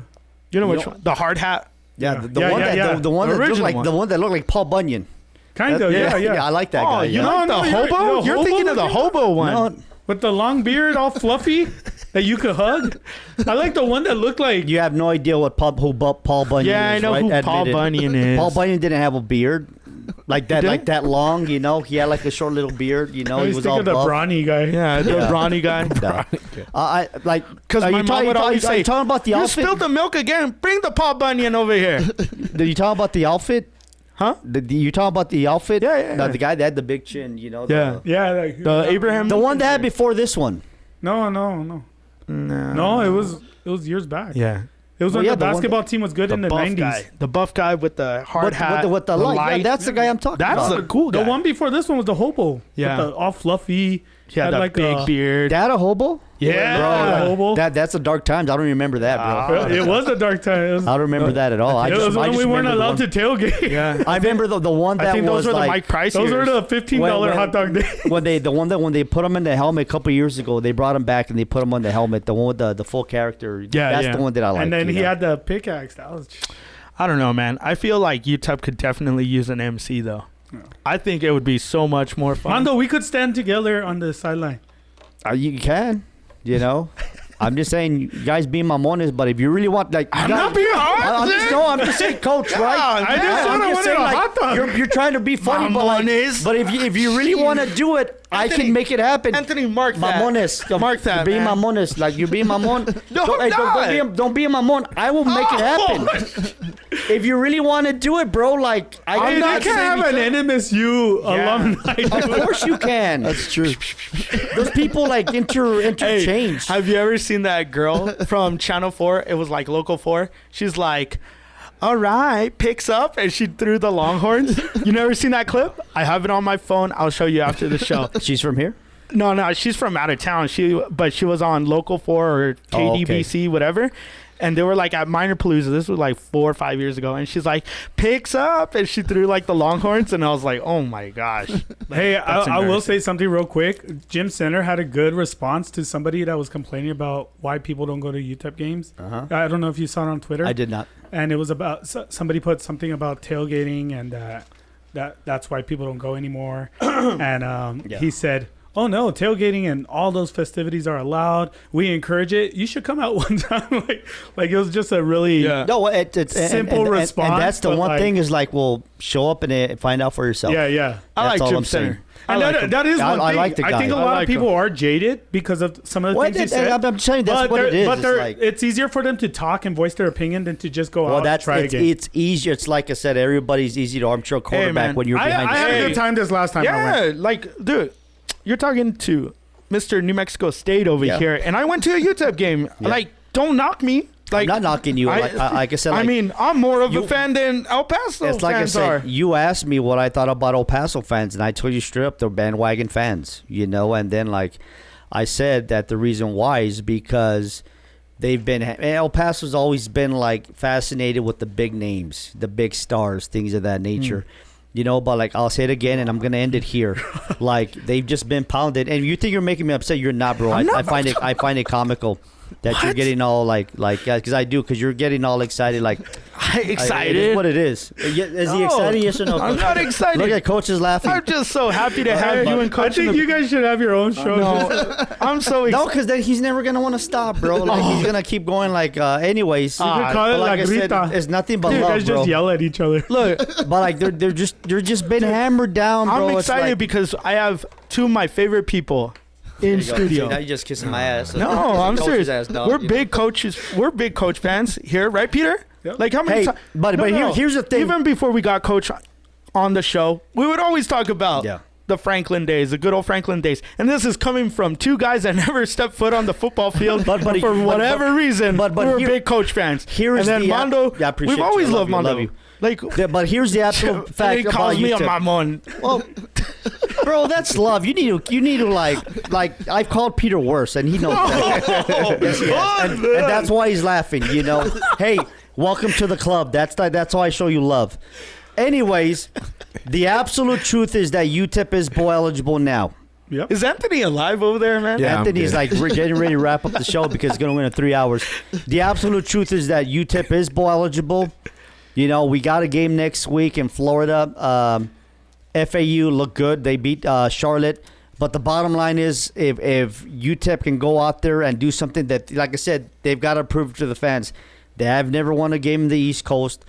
If they do that, and then that game against UTSA, who more than likely will still be in the top 25, then I don't know what more the city of El Paso wants. Yeah. You'd have a team that would be 7-1 or 8-1. No, 7-1, 7-1. playing against an undefeated UTSA 7. top 25 8-0. team. What more would you want? Okay. It could be top 20. All right. It could be top 20. and at that point, it's on El Paso fans. I say it's not on 30, UTEP. 30 if they win out till they play UTSA, That's one game. one game. Okay, so if they have, if they win their away game and they go against UTSA, I would hope. What would be a success? 30,000. Honestly, for me, a success. Yeah, it would be. But Realistic. about 30,000 Yeah, but the bottom line for is that kind of game, and it's a rivalry. Oh, it's and it's in the afternoon too. UTSA is here in El Paso. Yeah, Yeah. yeah. Oh. It's November 6th. And when 2 you weeks. and when you look at it, that could decide that side The of the conference, yeah. But like I said, at that point, I don't know how much more El Paso would need. Yeah. Because at that point, UTEP has already been bowl eligible super early. They've beaten a team in the East Coast. And by the way, UTEP I haven't seen the line yet, but when the line comes out on Monday, I can guarantee you they're going to be like at least 7-10 point underdogs. At least. I can tell you that right now because that's how it was against Louisiana Tech. So if they do that and they beat, we go to Boca Raton or wherever it is, and they beat that, and UTSA is still undefeated, and El Paso still doesn't show up, I don't know how much more UTEP has to do. Yeah. You know, because at that point, it's like, what more do you want them to prove? Oh, they got to beat UTSA. Then, nah, bro, you just like to hate. Yeah. No, You're not. I'm not talking about you. I'm talking about the fan. I'm gonna be there, Mondo. The I'm gonna be there the too. Mamon is gonna be there. There you go. In the stadium. I like that. You should Yeah. have a shirt, Mom. Mamon. I'll make it for you, bro. Can you? Yeah. Can you put I'll make you one of those, and then in the back it says Mamon. Hey, I'll wear it. Now you're all butthurt. I'll wear it with pride, man. I love wearing my EP Sports Network. Instead of gear. introducing me to BMC, can you just introduce me to the promotion guy? $4 hot dogs. I can Because do that. I don't Okay. agree with the $6. Just All right. because they win, it goes up in price. All right, Mondo. No, but let me ask you a realistic question. Like, what's it like to go through the parking experience? I mean, I don't know. I parked At at Utep? Lisa's house. okay, I mean, this last game I went to because was I know Louisiana they've changed Tech. a lot of stuff when it comes to that. Well, you know like what? You this can last park far away and Well, walk. It's yeah, not that yeah. bad. No, but What- I'm talking what- about like if you're somebody that's gonna park there, like Well, I what do don't you know. mean park there? What does like that at mean? one of the parking garages. I don't know. Oh, I never. Was it easy? Those cost money, don't they? No, I'm asking. no, because like where I parked for the Louisiana Tech game, I parked on. Is it Schuster? Yeah, is it Schuster? Probably. Right there. There's like a little, and there was nobody there. Let me just say that. Well, there's only 18,000 people. Yeah, there was nobody there, and I was like, "Can I park here?" And then the guy's like, "Yeah, man, please. You take 4 parking spots if you want." And I was like, "I only got 1 car, dude." But you guys are absolutely right. I used to gauge what type of crowd we were gonna have by how hard it was gonna be for me to park. And this this was before I was the silent. They don't give you a reporter. parking pass? No, yeah, I said before. Wait, like 10 years ago when you talk about the success that they had, like it was like. I wanted to see how hard, because I'd get there like 30 minutes before the game. When I wasn't part of the broadcasting crew, like just for KRD, I get there like 45 minutes before. I want to see how hard it'd be for me to park. Oh, yes. But that one year when they were 5-1, I specifically went super early, and it was like a ghost town. That's when I knew that too much damage had been done. Yeah, and that's why the people have been waiting for so many years. That's how I felt right now. I mean, this past game. That's what it is. Because I parked. Nobody in the parking lot. Maybe like a handful of cars. Seriously. Then I walked to the entrance. I only saw one group tailgating. Yep. In Utep's campus, one group tailgating. That's it. And I was like, "Is there a game today?" Well, there was on the other side, there was a bunch of RVs and stuff like that. What? I just like with more success brings more money, more revenue, and that's where all more you get excitement. Yeah, more excitement, more coaches. You can hire your MC because right now they don't have the funds for that. Like I'll do it for free. They've Just give them a hot dog. Basketball's coming up, bro. You know, I mean, but it is what it is. At the end of the day, these kids, I can tell you this from being there. This is a different UTEP team. They have a lot of success. They have confidence. You know, they believe in themselves. You know, so it would just be nice if the city, no matter what happens, matter what happens next week, just start showing up.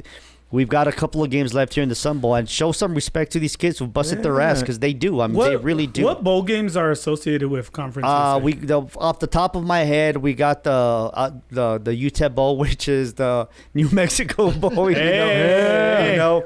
I think the one in the Bahamas, you know. I can't go to that one. I think I had it. I don't have all of it. About hot dogs. Hey, how much is how much money did you get from Shiva Coin or? There's one in Frisco, stuff like that. You know, there's a couple that man. You know, like I said, but they go to Bahamas. There's one in where the championship game is at. You know, there's a couple that they can go at.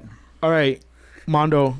I'm not trying to be... coach stuff. I mean, coach, you haven't said coach in like in 30 minutes, coach bro. Coach was watching the football game. He said, "Leave me alone. Don't talk to me anymore." No, okay. One more thing about UTEP. I mean, come on, Mondo. Go ahead, bro. Go ahead. When do we ever have you in studio? I'm winning $16. Nice. There you go. Okay. I don't know if that's enough for your UTEP ticket, though. That's enough to tailgate. Well, but anyways, bro. All right. So here we go. Do you think? All right. More negativity, I guess. Like, Ava was in debate mode. No, I'm not in debate mode. Everybody has their opinion. It's a beautiful thing. This is the harsh reality of things. It is what it is. UTEP, okay, if you go to EP Sports Network. Yes, I'm looking at the article right now. Oh, shit. If you go to EP Sports Network, you'll see that UTEP, their conference is slowly dissolving. Yeah. And they lost 2 other ones, too, that's not in this article. Okay, so last I checked was... There's 5 teams left. 6. You have Western Kentucky, Middle Tennessee, Florida International, UTEP, and Louisiana Tech that are left in Conference USA. That's crazy.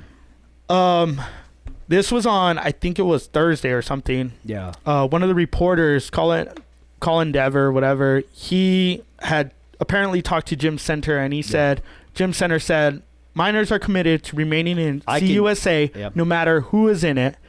I can read you exactly what becoming an FBS independent basically is the last resort for the Miners. Okay? Mm-hmm. So what's this going to do to UTEP? With all the success that they're having, being bowl eligible, 6-1, they could win out and everything.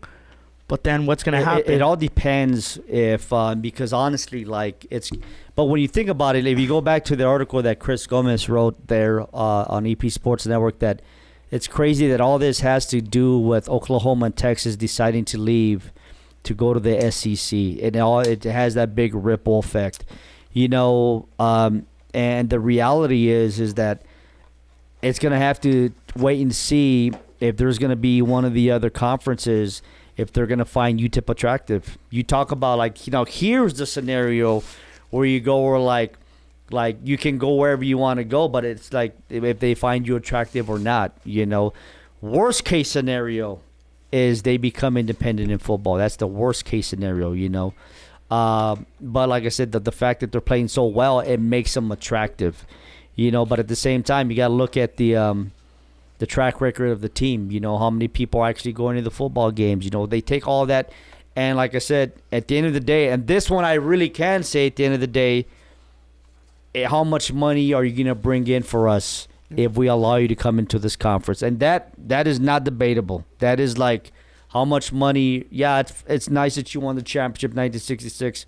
We don't care how much. It is what it is, bro. Like how much money you're going to bring in. So I think what Jim Center said, it's the right thing to say because you've got to say that. But I would think that they'd be looking at all. They've got to be looking at all their options because now when Southern Miss left on Friday and you mentioned all the other schools only left, how can you have a conference when it's those little schools? And then I read an article where they're looking at other teams, but they didn't mention which teams they're looking at. Conference USA did. It said, we got some other potential schools that are probably going to join us and stuff like that, If I was like Jim Center there, it's a scary situation for UTEP, bro, because it's crazy, dude. That all the Texas teams besides UTEP decided to leave Conference USA to go to the AAC. It's crazy, bro. Yeah. That's just like it's a scary stuff. Just another example of how El Paso always gets the short end of the stick, man. I'm not gonna argue with them. Nope. It is what it is. Like Mondo always says, it is what it is. It is what it is. But I think realistically, they, like I said, saying the right thing, like in the public, I would assume, my opinion only, that they got to be weighing all their options, So it's crazy. It is crazy that you could potentially have one more season in Conference USA with all the other schools. What would be best case scenario? They leave or they invite? Well, I don't know because, for all the UTEP fans, Mon West would be the best scenario. But do they want UTEP? No, they don't. Exactly. They don't want anybody. So, because they don't find them attractive. Exactly. This would be the best time for UTEP to win out. To say, hey, man, we went 11-1. We went to so-and-so bowl. We actually won the bowl. Yeah, and, they got to win. And then they also need to do very well in basketball. The sad thing is, I think all that's not going to matter because these decisions are happening real time. They're happening now. Because look how quickly Southern Miss, and I can't remember the other school, I think it was Old Dominion, they bounced like that to the Sun Belt like that. Yeah. After the announcement was made on Thursday, on Friday they bounced. So all this stuff is happening now. So it's just a crazy time for Jim Center and the people there at UTEP. What do you think is going to happen with college football in general? Do you think there's going to be a FBS Tier 1, FBS Tier 2, and then you have the FCS and stuff? Like how? So as it is, it's kind of already like that. You have they call it the Power 5, right? Yeah. The Power 5 conferences. And that's one of the reasons why you saw Texas leave, because they were, Big 12 was no longer, though they were considered Power 5, they were really not considered to be a potential playoff team during the college football season because they're compared to the Big 10, compared to SEC, ACC, of the Power 5, they were probably the lesser of them, So what I'm asking is, do you think it's going to be obvious now, Tier 1, Tier 2, and then of course you're going to have the FCS schools, the North Dakota States and stuff like that? So you're basically asking if they're going to break up all the... conferences are going to basically be irrelevant. if you're part of the Power 5, you're recognized as Tier 1. If you're these other Mickey Mouse conferences, I think you're going to be considered Tier 2. It's never going to change. And once again, and Coach can attest to this, it's going to be because of the revenue that they bring up, that they make for the playoffs, TV revenue and stuff like that. But like, I've always been, and a lot of people are like going to argue against this because they think this would be a stupid idea. That's why college basketball has a right, because you have the tournament, a real tournament. This here is not a real tournament, where you only have that's what 4 I'm teams going in and stuff like it's that. The Power 5. But at the same time, it's different. I mean, and for people to say it's not possible, it is possible, because the lower level, that's how they do it. They have a tournament. It'd be good to see you have a tournament, but then realistically, you got to pick how many teams really can get in. Yeah. Can it be because it's only 16? Because it's only be 10. That's where it. And this has been an argument that's going to be forever. But like I said, it's always going to be like favoritism. Kind of like when it goes to basketball. There's always that East Coast favoritism in basketball when it comes to the West Coast. Around this area too, that Conference USA was not getting any respect to begin with, especially in basketball. Can you imagine now? Ask Coach a question, dude. Oh, Peter, do you have a question for Coach? Coach, who should I start for the late game today? Did you get Chase? He just scored a touchdown. No, I didn't. And also Cordell. I didn't get that far. Then Abel interrupted us. Cordell Patterson that you were asking about. He just scored too. Oh, I know. I saw that. Man, I don't know. Hey, Coach is a genius at this, for reals, man. But no, I think that what's going to happen as far as that situation is, you may have a situation where these power conferences have so much power that there will be no more NCAA. They're gonna make their own rules. They're gonna make their own laws. They're gonna have their own tournaments. Yeah. Yep. Yeah, that's what it's gonna come down to. And the fact that the SEC is growing like that, adding Oklahoma and Texas, Yeah. you're adding a team that brings in the most revenue in college football. No, and I think it's college athletics, Right. in Texas. Yeah. You're bringing in a team that have their own network. I mean, eventually that's where you're gonna have your super duper power conference. Like, hey, we don't need you. We're gonna consider ourselves a national champion because we know whoever is our best team was gonna be your team. So, well, that's why I'm saying it's turning into like a Tier 1, Tier 2 kind of. maybe in 10 years, something like that. But it all depends. It all depends, like which TV station, or TV network dangles all that money. I don't know, man. I'm kind of excited for it though. For what? For like all this. I mean, I don't have a problem with the NCAA. Like, basically, like how Coach said, maybe get. I'm just happy dissolving. that they're not hypocrites anymore, and they're letting these guys make money off the stuff on the side. Like if somebody wants to sponsor a kid or whatever, like they can do it now. We're like they're being hypocrites, kind of like when Johnny Manziel was the quarterback for A&M, or like you're like, oh, you can't be getting your autographs, Manziel. Yeah. You can't be like they were doing all that number 2 correct. jersey. That's the hypocrisy. NCAA football video game, which I missed. Thank God it's coming back. It's like, oh, you can't do any of this, but we're gonna sell a video game with your likeness.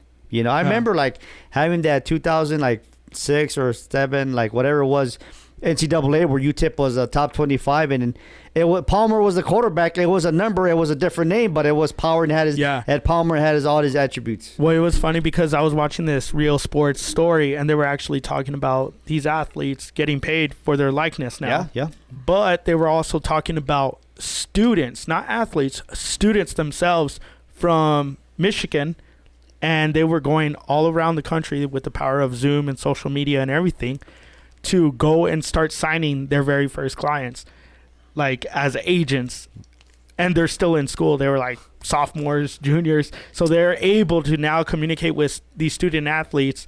They've been picking up football players and basketball players, whatever it is, and they're signing them as students, so they don't even have to take an internship and get paid peanuts. They don't have to work at some firm or whatever for a couple of years to make a name for themselves. They're basically doing it while they're still in school. Yeah, a lot of the stuff that would consist of having the middleman, they're getting rid of all that stuff. And like I said, more power to them. Are you happy for that? Yeah, of course I am. Always. I mean, Coach, you coach high school athletics, but if you were at the stage of like a Division I school, would that upset you, or would that be something that you would like kind of frown on it? You mean the Having your student athletes, because the argument back in the day was like, oh well, they're getting paid as it is. They're getting a full scholarship. Some of these guys are getting scholarships. They're getting room and board. They're getting free meals. They're getting all this stuff. They're able to take whatever classes they please, or that's always been the argument, right? Yeah. And I mean, you being a coach, do you want your players? Not that their concentration is going to be elsewhere, but would you want your players to, try to make money on the side where it wasn't possible back in the day? Sure. I see it as extra motivation. I mean, I would use it at, you want to make some extra bucks, play harder. The harder you play, then the better chance you're going to have of maybe ending up with a small contract here on the side. Yeah. Use it as motivation that way. I don't know. I like it. I like the idea. I think it's interesting. Are you sad because we didn't go against you here? Because that's kind of what I feel. Peter, you feel that? What are you talking about? I feel that you want to keep arguing for another 3 hours. I did. Is that what it is? What? I told you I was gonna come back to you, bro. No, dude. I'm having a good conversation. Yeah. I'm asking the questions I want to ask, because I have two people. Anthony's so quiet today. I know, because we're not talking about conspiracy theories and stuff. Anthony, you have a question over there? Hey, bro. Okay, I'm gonna turn it on. All right. All right, turn it on. Anthony, it's just between me and you. Coach, you're a Cowboy fan, right? Yeah. Anyways. All right, I'm gonna sit this one out. No, you can stay here. No, I need to take how much do you? When do you really believe in this team? Like, when do you okay, we got something really good going on? When they win a playoff game, right? I think right after week 1, I kind of knew there was something different. That's about not this what team. I'm asking. I'm asking, when do you really believe that they're going to be able to do something? After that, Because I know my answer is and Abel already said my answer, but for me, go ahead. When are you really going to get excited for this team? When are you and I know you're a super fan. That's why I'm bringing it on you, because you're a super fan. Because if you got the camera on you, we can see the background and stuff like that. Because, because I'm a big fan as well. Everybody knows that.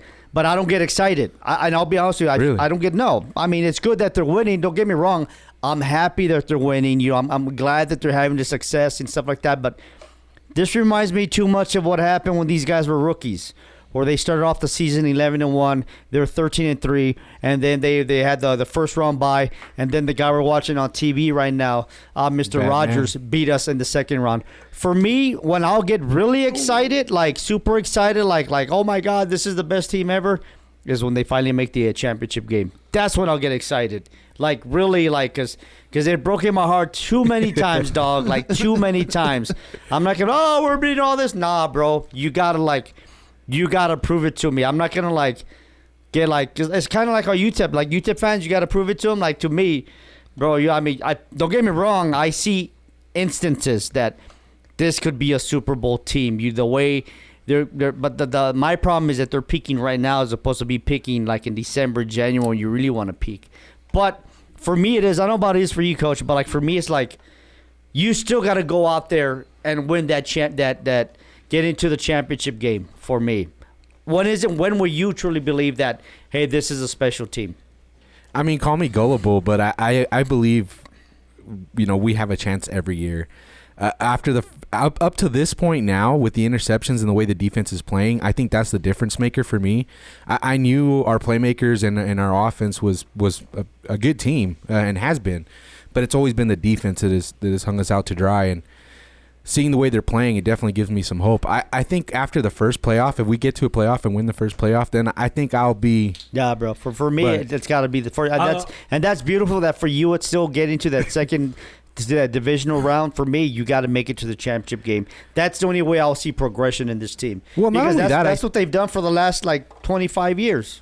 Yeah, but I think too, the way the division is ranking out right now. I mean, it's it's for ours for the taking. You know what I mean? No, there's no debate they're going to get into the playoffs. Yeah. Because Washington sucks. Yeah. Everybody else sucks. We're like, without doubt, we're the top team in the NFC East.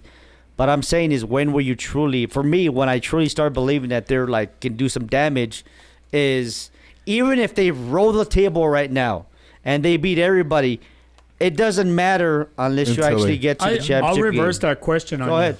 So I really believe that they have a chance. Like Yeah, Anthony said. as do I. But make no mistake, as do I. And I believe that they're for reals. I don't think it's a fluke or anything. No. But I'll reverse in the sense. I'll tell you when it's going to be a reality that they're not going to win it, and that's when and if Dak Prescott gets hurt, because we have no backup quarterback. Yep. If Zeke gets hurt, it doesn't matter because Pollard's badass.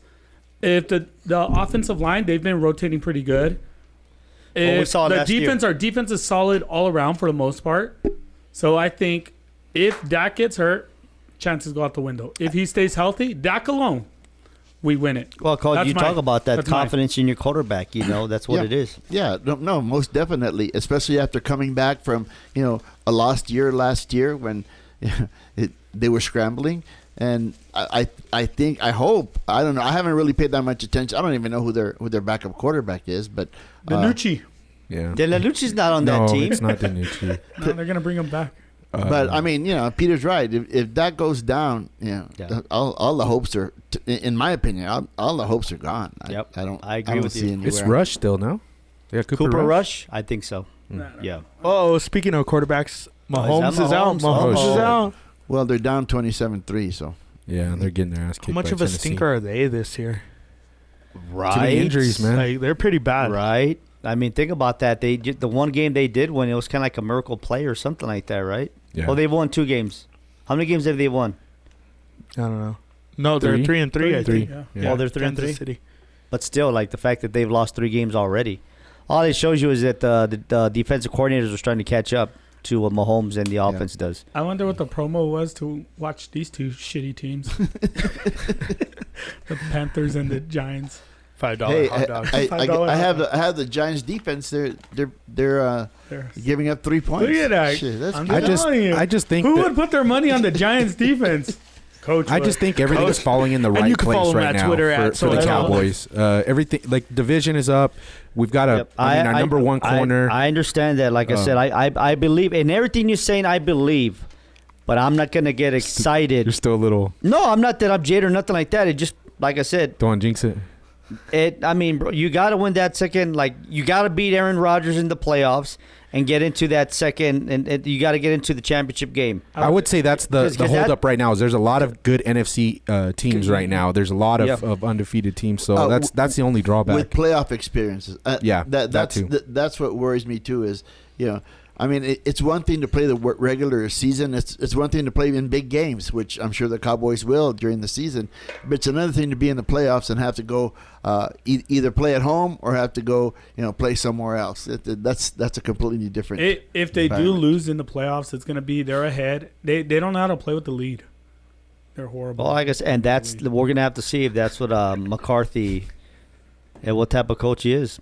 It is what it is, bro. Like look at your thinking about your Niners, bro. Like up and down, whatever. Yeah. They're still better in the playoffs than the Cowboys have been in recent they years. are. It They is are. what it is.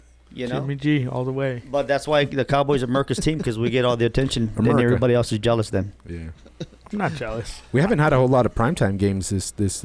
Wait, Yeah. just wait. It's about to start up. Like next Sunday, on Halloween, primetime game. I think it's kind of one of those things where like Jerry's like, you didn't want to put us on primetime now? No, it's towards the end of the year. What like you got to remember too, like after Thanksgiving, they're gonna play like 2 Thursdays in a row or something Yeah. like that. And Yeah, but they I don't do even think the bye came in a good time though. they don't Mid-season even need kinda. to be in prime time. Like people watch them, people Yep. follow them, Yep. no matter what. I'm like, I just don't want them playing on Monday Night Football because well, they already played, bro. I know I had to create an account and deactivate it. I almost forgot, and For then I what? was going On to charge me ESPN? $90 on Fubu or whatever. What's Fubu? It has all the Fubo or Fubo. Fubar. It's a streaming, service. service. Look at Coach. Look, Coach knows. Coach knows. I checked, coach. He said he only has. now Twitter and Fubu. No, I use Get I use a pirated version. No, he does. No, he does not. No, he does not. Anthony, bleep that. That's Bleep that. That is hilarious, coach. Is funny. No, he does not. I like this little combo right here. They're like a tag team. They're watching each other's Yep. back. And he's gonna fall asleep too at the moment. Yeah. Coach. Anything else, bro? Before you wrap up, All right. Hey, calm down, Mondo. I'm just saying, bro. I mean, Do the Cowboys? I do have stuff to do. As we're Okay. saying, like, Do the Cowboys play or what? they do not, Okay. No. but I got other stuff to do. You want to go and then we'll finish up with Coach? If you wanted to, bro. I mean, you're kicking me out. Nah, I'm just Damn. checking. But I'm looking at Anthony because Anthony is like, man, we got about 2.5 already, right? Hey, half, yeah. Anthony's 2.5. playing a coach back there. No, but you know 2.5 what? already. Anthony's a professional, whereas like our intern Ben, he was like Freaking out. because we went over an hour on our last show. Yeah. And he was like, "What do I do? What do I do?" Like, Yeah. and I was like, "Dude, just chill, man." All right, He doesn't remember okay. the 4-hour podcast days. Yeah, we used to. Okay, What now was our first podcast? Our first podcast it was was like maybe 2 now because you No, it started was like 'cause 3 hours. You remember we were doing so fine, and then you brought something up. Oh, I know what it was. what was Utep probably. I'm not gonna bring it up, but I don't. what was it? No, I'm not gonna bring it up. Cut the show. But it happened like it happened right now when you got all passionate with the high school stuff and UTEP, whatever. Bro, like, I gave him smack because he was wearing glasses. All of a sudden, you come on this side. Oh. Why are you wearing shades, bro? What? Anthony. Oh, the Not last today, episode? Yeah. He said he liked it. I don't know. I was like, It I'm felt just like gonna the do World it. Series of Poker. I don't know. It shows you I'm paying attention. Give him It something to just talk shows you- about. It shows you I'm paying attention. That's all I I'm asked him saying. the same thing though. Yeah. I was like, I don't know. I'm gonna wear was them. like- Fuck it. He was hungover or he got beat my up. talk show. Hey, but before we wrap up, like realistically, this is something I do want to like know from you guys, like Alright. what it's like for you guys. Like last one, you talk about the paranormal people and stuff like that. You know, I know you guys have a lot of like boxing guys on and stuff like that. What's it like for you to go from like that to talk to the paranormal stuff? Good. Like, dude, we could talk about anything we want. School board meetings. and- That's the beauty of this show, man. Man, do you think they will let you do that at the radio station?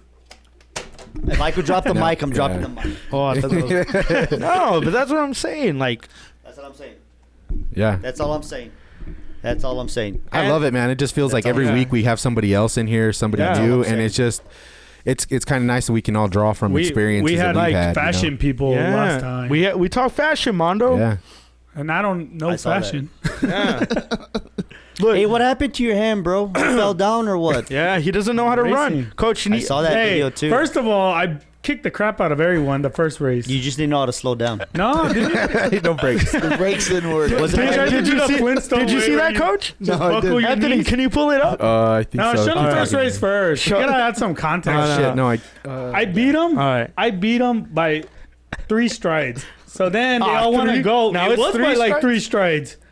And then they all want. Of course, they can't lose. They're all bad losers. 2 out of 3. Yeah. Nah, I'm not a bad loser. I'm old. I knew folks. Peter was My fast. knees, I knew my Peter knees was fast. aren't what they were. I could give you one good run, and I gotta. I knew Peter I was fast, understand. man. I understand. So, I mean, no, I like this show, Mondo. Honestly, like we got to talk about whatever we want. And like I said, my point exactly Even- is even when we have guests- when you were at the other place, would they have let you done No, it? Exactly. That's all. That's But all I'm saying. even That's like, what also represents EP Sports Network. That's all this. Like you're telling me, I'm bringing it around, bro. Yeah, and even when we like have guests like you, Yeah. we're talking EP Sports Network. Correct. We're talking about UTEP. We're Yep. talking about high school.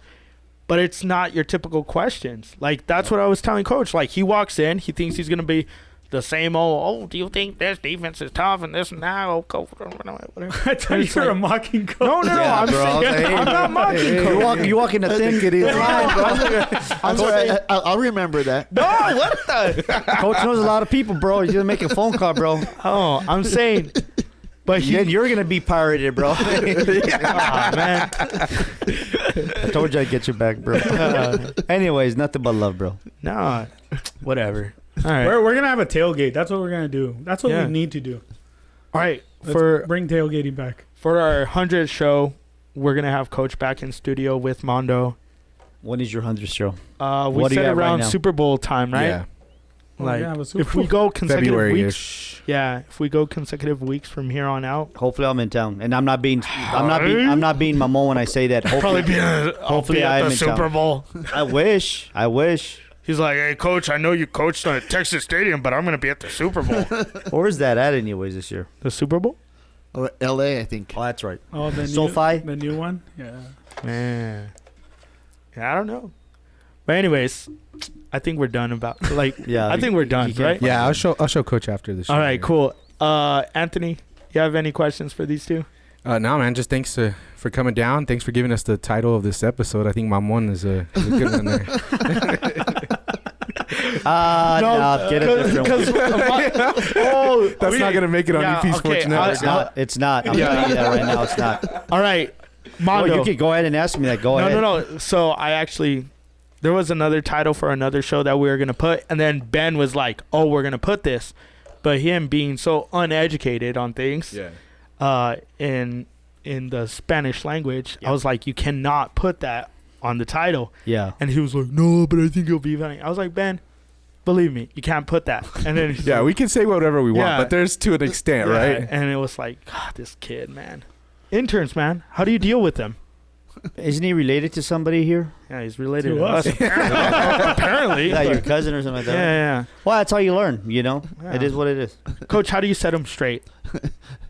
Relapse. I would send them out there to do bear crawls. Yeah, there we go. There we go. Hey, Bear crawls. I gotta talk to you about something right now, but we'll do it off air. All right, cool. Peter, any last No, words? thank you guys for coming. Always a treat when you come on, especially Mondo and Abel. Abel lets up on me. He fights with Mondo, so I like that. Yeah, Yeah. that's a little I don't change. think And I like it because he doesn't like stop. You know, he's like he just keeps going and going. Like, I'm bro, yeah, telling you you, made you your. It's like, bro, you made your point. Yeah, let's go. You guys should have your own show, and people just listen to two people. And it'd be like, fighting the whole it'd be time. called, yeah, no mames, way. That's what it'd be called. You know? I think Mondo likes it.